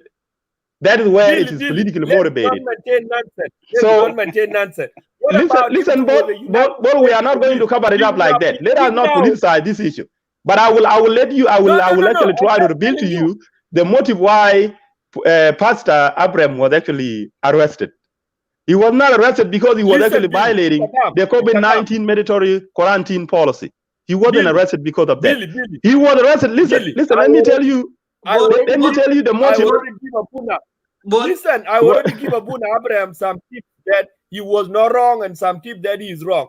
But let's say if it was in United States, he would have get pinned down because but I believe his privacy would have been protected because that is a public indecency. Public indecency itself is a violation of the law. So the lawmakers or the government itself violate the indecency law. Do you watch channel? You know that? Police? Do you watch police? So there is Pastor Abraham had the constitutional right, he had the legal right to pursue or to sue the government for violating his privacy. And that was another way of setting up the government. But those you call it, but it can't pin down. It can't pin down. I will good numping, kutir numping, kuchada rabia itamam. Only if he was resisting, but only if he was resisting arrest. Because somebody that can be arrested, you know, with a big arrest kind of force, use of force is somebody who is actually resisting arrest. But in that case, he was being obedient to the lawmakers or to the police. That is why he walked into the car. But what the police violated here is the fact that they allowed him to walk into the car being naked. That is totally wrong. What the police should have done, they should have find at least something to cover him up. Billy, look, he was told to put on his clothes, but because of his right, he said no. It is the responsibility of the police to cover him up. They should have done something to cover him up, at least. There's no. At least his private part. They should have forced him. If he didn't have dressed up, they shouldn't have allowed him to get into the car. You see, you are a lawyer. You are a lawyer, but you are mistaken here. You cannot force somebody. Yes, I'm here to lawyering. I'm lawyering on his behalf. That's true. You cannot hold. You cannot in the public opinion. This is in the public court opinion. People who said I think I thought Bull was an intellectual. I am intellectual, yes, and that's why I said this. If somebody, but both of you are biased, Bull and Benjamin, you are biased. Both of you are totally biased. You are not being. Listen, Billy, I know you have read whatever you said you have read about whatever. I acknowledge that. But listen, first of all, Abraham was being observed. Okay? For the people who said I thought Bull was an intellectual. So let me tell you I'm intellectual. Yes. Abraham was being observed. No, you are just being biased. It's not a question of whether you are an intellectual or not. I agree, okay. But let me say you are being dishonest. Benjamin is being dishonest as well. Okay, let me say. Okay, Billy, I know, no problem. That's a challenge. I like challenge because I respond to challenge. Let's say Abraham was being observed numerously for many times. But, and then for this time. Yes. I'm not cutting you. But if that's the case, then you want to listen to what Luke was saying, because there. Oh, no, one second. There is a conspiracy. It's not because he violated the law. So there is a confusion, and that's what I want to say. But they try to distract me. Let me say. Trying to prove the point of Luke. Yeah. So let me say very clearly why he was arrested. Yeah. Pastor Abraham was arrested simply because he predicted that in August of this year, the government of Salva Kiir Mayardit is going to come to an end. Lie. And that is what. No, don't disrupt me. Don't disrupt me. Let me say that's what people are saying. That's what you have to verify whether that is true or not. That is the allegation being said. Let me. Why do you think something being said? That is what is. Hold on. Why do you think that? Okay, if it is a matter of having violated. Okay, listen. Hold on. Listen. Bol and Benjamin. By President Vladimir, who are coming for change, wouldn't allow that because Riek is in charge of task force of COVID-19. Riek Machar came in for the change. I know you always want to talk as a Mr. Right, but I want to tell you here, I have listened to your point, but I am telling you, Abraham had been observed numerously in many things. Okay. Yeah. But for this and that is what motivated the authority to arrest him, simply because he predicted the government is going to come to an end in August of this year. What happened when he told Malung that? And he predicted a lot of stuff. You talk, Benjamin. You talked earlier about the prediction he made, the prophecy he made about Paul Malung Awan, and exactly Paul Malung Awan came down eventually. No, he said he will become die. true. You never know He this is said, going to come true. That's why we don't want to judge his prophecy. He no said matter he will what. die. He said he will die. Did he die now? He said he will die in 24 hours. Why did he die? Not all the prophecy become true, and a lot of prophet in this world, including here in the United States, a lot of prophet are actually predicting a lot of stuff, but they never happen. So Billy, who are you to judge him anyway? Billy, look, when he prophesied, we are not in the position to judge them. Let's leave it to God.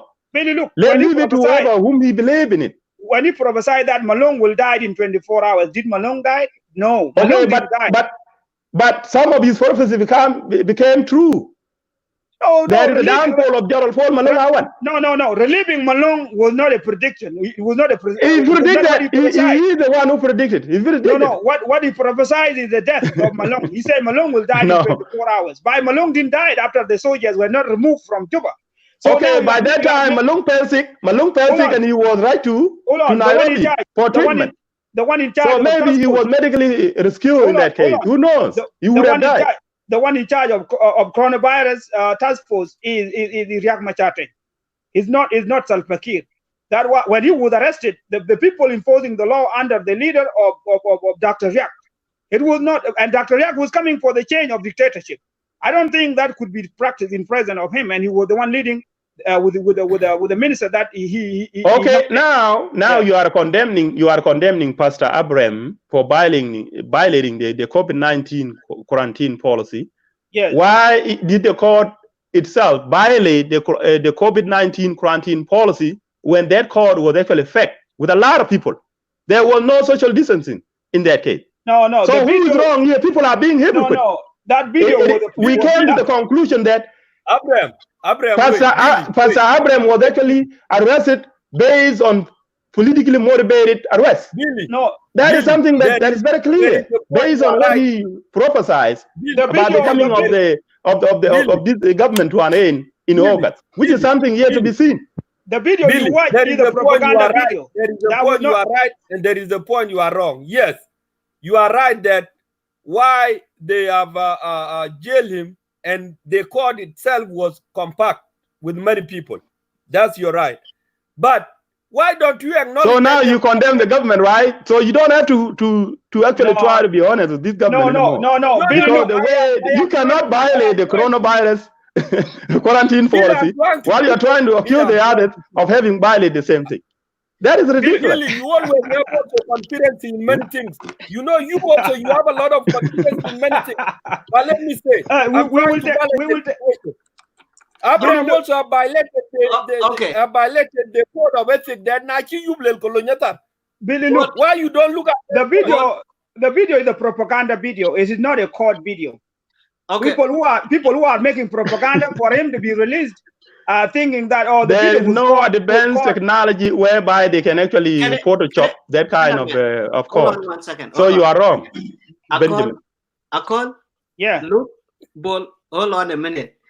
I don't even know who to respond to. But let's give a new perspective. Let's get a new face. I know you guys have repeated yourself so much. Then you were here earlier. You know the whole topic. You know where the conversation has come in now. Everything is so mixed up from conspiracy theory, from political motivated religious discrimination. The judge have not actually followed the procedures, so that the law enforcement. So where do you stand here? It's even getting messy. Okay, Peter, thank you. I will not go back to the topic because of some privacy from me. For the future reference. But I have just simple question to Billy Luke. Billy Luke just stated that in America, when you go to jail, you have to be covered up. Billy Luke, did you watch Channel 7? You are in America. ABC 7, which is criminal acts. Yeah, in America. Did you watch it one day? People, no, I don't know what Channel 7 are you talking about. Is it the Channel 7 in Chicago? It's not all over the nation. Is national. It's national in America. How do you call it again? What channel is that? ABC News. ABC 7. No, not news. 7. No, that is the local channel. That is that is in your own state. The only national television we know is CNN, Fox News, maybe MNSBC, maybe ABC, NBC. Those are the channels you can talk about. But maybe in your state, maybe in your state is different. In some state is investigation. This channel is watched everywhere. Remember, there's a channel that said, "What you gonna do? What you gonna do when they come for you? Bad boys, bad boys." In Los Angeles County.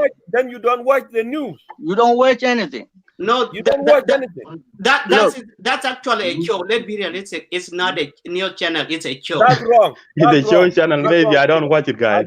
Sorry. It's a show. Yeah. Go ahead and tell me your episode about it. Go ahead. So, what episode do you want to talk about? But what if it's a show and you watch it in America? People have been dragged to the police car without clothes on them. Why did the police not covering them up before they take them to jail? That's my question. Let's be realistic. They can be dragged to the car naked, but they cannot appear in a car naked. Is that true, right? That's the other side. Okay, so that's so different. So that's an action in the middle of the police enforcing the law and the individual breaking the law. But in front of the magistrate, the person cannot appear naked. I am witnessing that show. You can even see in anywhere the police have found you, pin you down, do anything to you. But we South Sudan, whenever anything happen, people will run away blaming the government. But in the case of Abraham, I am totally very different. There are things that should be done for Abraham. I said it already earlier. Okay. Another question for Billy. Look, what if Abraham prophesies that next week I want my church to go to the mountain naked? Do you think South Sudan government can allow that? That will be considered a violation of the public decency. So it is an indecency to allow that nakedness. That's why I'm defending him here. So that is a violation. That's what I'm saying. So if anyone do that nakedly in public, you will be subjected to arrest, and you will be prosecuted for that. Yes, maybe that's why they arrest him and they found him naked. He like Bol said earlier, he was found wearing his underwear, and when he was beaten, then he started stripping himself of the underwear. But what I was saying is that it is also the responsibility of the police to make sure they cover that perpetrator. They have to cover him up before they allowed him to be exposed to the journalists. You know, you are basing in order to observe the law of decency, or the indecency law has to be observed in that case. Billy, look, you understand? I think Peter Kane, you know, in so his privacy is being violated. There are some people who are clever, you know, they can actually try to implicate the government in that. Let me help you. Okay, let me finish. We have a naked bike race. Okay. We have a naked bike race in Chicago here every year. Benjamin, one second. I have only 5 minutes. So what I will do, I'll let go. I will let Benjamin go. And I will end the show. Go ahead. Yeah, let me finish my word. Benjamin and Billy and Ball, we are judging the book, 2 books by the cover. There is one book called The Government, and there's other book called Abraham. We don't know exactly what went wrong there, but we see them, we judge them based on civic law here in America. But just ask yourself, in Africa, the law that Billy Luke's talking here, that he went to school for, does it work in Africa? The answer is no. So you may be right. You may be right. You can say maybe they don't practice this kind of law. They may have it in their constitution. Unfortunately, they don't actually implement those kind of law. That is true. Thank you, Peter. Most of law are not being implemented. Maybe you bring somebody else. I'm done there. I just come to put my opinion based on question. So Deng Dinka, do you sympathize with him for being exposed nakedly? Otherwise, I agree with you that he violated the COVID-19 quarantine policy. But what about the government itself? No. They violate the quarantine policy itself. So how are they fair in this case? That is why his arrest was actually politically motivated. He was actually arrested simply because he predicted the government of South Sudan is going to come to an end in August. That's what he predicted. And that is what motivated his arrest. Let me answer you. The guy which is being scapegoat now for violating quarantine policy. That's not true. Listen, you know exactly why I don't go that far. The guy is from my county. We know him. I go to Juba every year, just like Benjamin said before. I didn't even know which part of Dinka he come from. Yeah. Yeah. Thank you. There are some questions. There are some questions that anyone in Juba can ask and anyone can answer, from the guy himself and from the church itself as a congregation. So we are judging what we don't know. Congregation were not there by the time. Yeah, but the way they operate already, the way they operate in Juba, the government might not be happy about what they are doing, and maybe that lead to this. We don't know. Okay. So thank you. And let's all understand that his arrest was actually politically motivated. That's what we know so far. Maybe. I would like him to. Are you coming back? You should come back. You should come back because there are a lot of people who just joined now. You should come back. I will decide after this. But let me give you this. Let me give this time to Mabut. 1 minute and 1 minute actually exact. And 1 minute with no, that's not going to be enough. That's not going to be enough. Let Bol come back anyway if you're going to sleep. Go ahead, James Mabut. Okay. Go ahead, Mabut. Welcome, Pastor Mabut. Okay. Where Chakamot? Where jam a chala town along one Asiatic. The Kene a special part. Ali utin theater itana. Do not tina ke go head yak lu and politicize. Yeah, a spiritual part. Abraham Chol, a carbaka date, a chair and long kay welcome a coach, could they wear an attic? Right. A man, just struggle kay till as I'm with you know Ben Bay. A till in catcher one catch a chim, catch a debut. Na karba ka deti pide ban en na ka kwento kuwe ka chan ba ka deti kichiro loy achi lwela long rati jam ne lwel malung kento ke korba deti achi lwel malung will lose his job and will lose his life. Absolutely, that's what I know. After 1 week malung falls sick and been taken to German. Malung ko la yuop ko ka pande kule laka long Abraham belong in kichira loya in the period like Londo abaloy loss Eloy lost until now a proof manakana karbaga deti kan you ja jabra matika loy pa ko ja ke dapio kunyale the weak face ake ka problem long kene manake ja ke yike deti ke kin kalorat lekin karba lewe ke nyai ko wato tin na sana yaka jam ran na le gop ko we curse yaka lomrot nyai ko wato tin Billy, you are because you belong Abuna Kajida.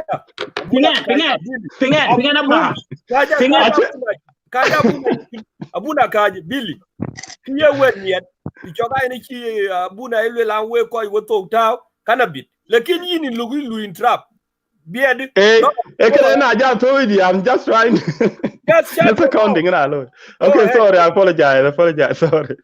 The part of the Go ahead, faster. Faena yen ekene a spiritual war yen galorat. Abraham akin kichi watch a lot till for ne a lot jobel nom kule long kule du kenisa TikTok min Friday. Police a lot kwe kenisa che galpi. E kenisa TikTok e kenisa lockdown.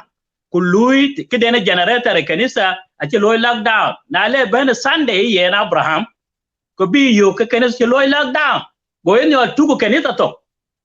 For taxia, a card can along go burn could dumb yet could dema pen ku biya las be yako ku lum ku teori ay ku chwere nyal ku lere ne won kor bene jala long mu fattish bolis go jali yan ko wala go le yo ngena la bi jal tawa ko shana le long ben no lar kan ni ke chama cherwa ga las be long he en ka chana la chana re chala gun chikare biela la jel ke be la ta cha ko lar kan ni ke ekenen ke jallo ma bali yana la za ke be no ala za ke go ke be min kilorat fa yenen ke kele bale wek e kelwele e evident alon ko ci jam ko ke ti bay ku tingde e jam ku kriji bana to fa yen abrama cin ke wo a cin violation ci lo fa kalwel ko yes I can violation and he was fasting alone. He was fasting alone in the church, and there were no congregation.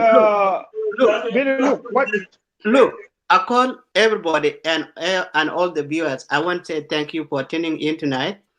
I ran out of time. You guys can see a time that it's 4:02 at this point. 4:10, I guess. So what I'll do, maybe Bull or probably Bull will come back for next hour. I don't want to cut people out. Yai has said nothing at all, but if we keep doing this, the time is Peter, come back, please. Come back, and then Bull can come and take over. Just resume the next session.